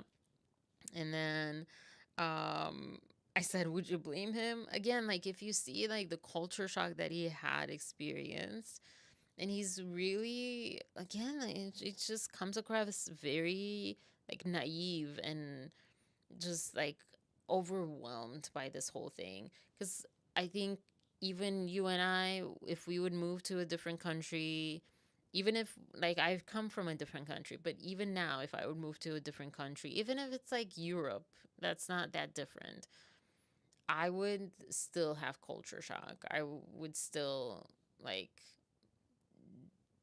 debate whether or not that's a good idea, or or like, if I want to go back, even if I don't love it here. It's understandable to have that, and I think the earlier that you have that, maybe the better. I don't know. Um, oh, also, how has my connection been? I changed some things around. Don't know if I've been freezing. I see the kilobytes per second are low, but I've not gotten the yellow error of terror of like low connection or an error with connection. Um, and then and I said, can someone get these like Americans some education when they get into these situations? Like they should have like a crash course of what it means to come from a different country or whatever. And I even say the other way around too, because I've seen in 90 Day the Other Way people not realizing that, hey, this is America is a different culture, and people, you can't expect people to go in XYZ country and culture and for them to know what you know. And then he says, very good. Okay. Um, awesome, Angel. Thank you. And thank you, Maria. So then he says, or she says, sorry, Stevie says, that's hurtful because she hasn't even had thoughts of if they don't work out. And so she wasn't even like worried about what the editing made it seem like in the, coming up next time 2 episodes ago, they just left the part of like, if we would break up, I would stay here, because that's like what probably they thought would get Americans like, oh my gosh, he's just here for the green card, and or whatever. And she's like, that didn't even phase her. She was like, oh my, I never thought of us not working out, so it worries her that um he's even had that thought to begin with, like that they might not work out. um which to me then comes across again more young and naive. I mean, I've been there. And then I feel like now I can understand a lot more of like having those thoughts in a way, kind of. um and to her it's forever or nothing. um yeah, someone like not being that mature. But also I think, uh, it's nuanced because sometimes it's not about maturity, it's just how much you can handle working through things, or that you are so dedicated to that relationship, you love this person so much, or like you're aware, because that's the other side of like maturity, you're aware that no one and no relationship is perfect, and so you don't have this idea like of just leaving a relationship because you're expecting it to be something that it might not be. So, but I think it's fair for him to have those thoughts, especially considering the politics and so forth that he keeps mentioning around Iran. And again, yeah, like with his family, I don't know if they're in any kind of like danger, a hard place, um, to have been left there and him here, and not only him here, but him on this like public TV show, it's a lot. But even without that, and as like Arabic looking man, as he says, he's not Arab, but he might have those extra challenges. And so oh, gosh, yeah, like I don't blame him, but I think for me it comes a lot more from seeing how he was in so much culture shock. And don't blame him for having like, oh crap, I want to go back. Or if we don't, because that's the other thing, if they don't work out, then especially right now, who does he have? Like he's alone in a country that a lot of times doesn't want him, doesn't um like is prejudiced against him and worse. And so yeah, that's not a really position of like, oh yeah, I'll just stay here kind of thing. And I think it hit him also the reality of his initial thought, oh, I'll just stay there if we don't make it. Those are my 2 cents though. And lastly, she says, yeah, she continues with this forever nothing and how she never thought, about them not working out, that even if her family didn't approve, she'd still get married with him. And I'm like, oh my gosh, girl, you sound a lot like me. She doesn't want to get hurt like in the past. So it's definitely a defense mechanism for her. It's definitely a trigger that he kind of like pushed or hit. Any relationship could go wrong, so we have to be reasonable about it, he said. You don't want to know, I shouldn't tell you, is again what he said. And I was like, ooh, not the right thing to say, Mahdi, not the right thing to say. You don't want to, period, you don't want to say that to your partner. Thinking it, I can understand you thinking it. I think you should work through that enough to not have secrets with your partner, but definitely don't tell them that they can't trust you. Because that's basically what you just said. You just put it in Stevie's mind that you might think things that you're not telling her. And that's not building trust. That's kind of destroying trust. But I also understand he's kind of in between a rock and a hard place. It's tough. But yeah, definitely not helping the situation or the relationship. So those were my thoughts on the episode of last week. And I can see myself. And yeah, again, I thought, oh yeah, this will be a quick hour. What was I thinking? What? It's been 3 hours. I've been on here for 3 hours. And besides you guys, thank you so much. No one's coming. Oh, and Victor was here. No one's coming to like check it out, but that's okay. Or maybe they have and they're like, nah, not for me. Yeah, I said it's kind of tough because I think with the Blake Lively thing, it was just a boom, and it was a lot, but not too many people, and so people were like, "Oh, I just want to know more, more, more," and this person, whatever. I don't even remember how. I don't even know how you guys found me. And oh no, you did say that. It was like kind of just random. And yeah, so there's that, but also like, I was saying, I think before any of you got here, anyone was in, I dream wise would be to have like a watch party, like a pre-game, like a what do they call it for football games?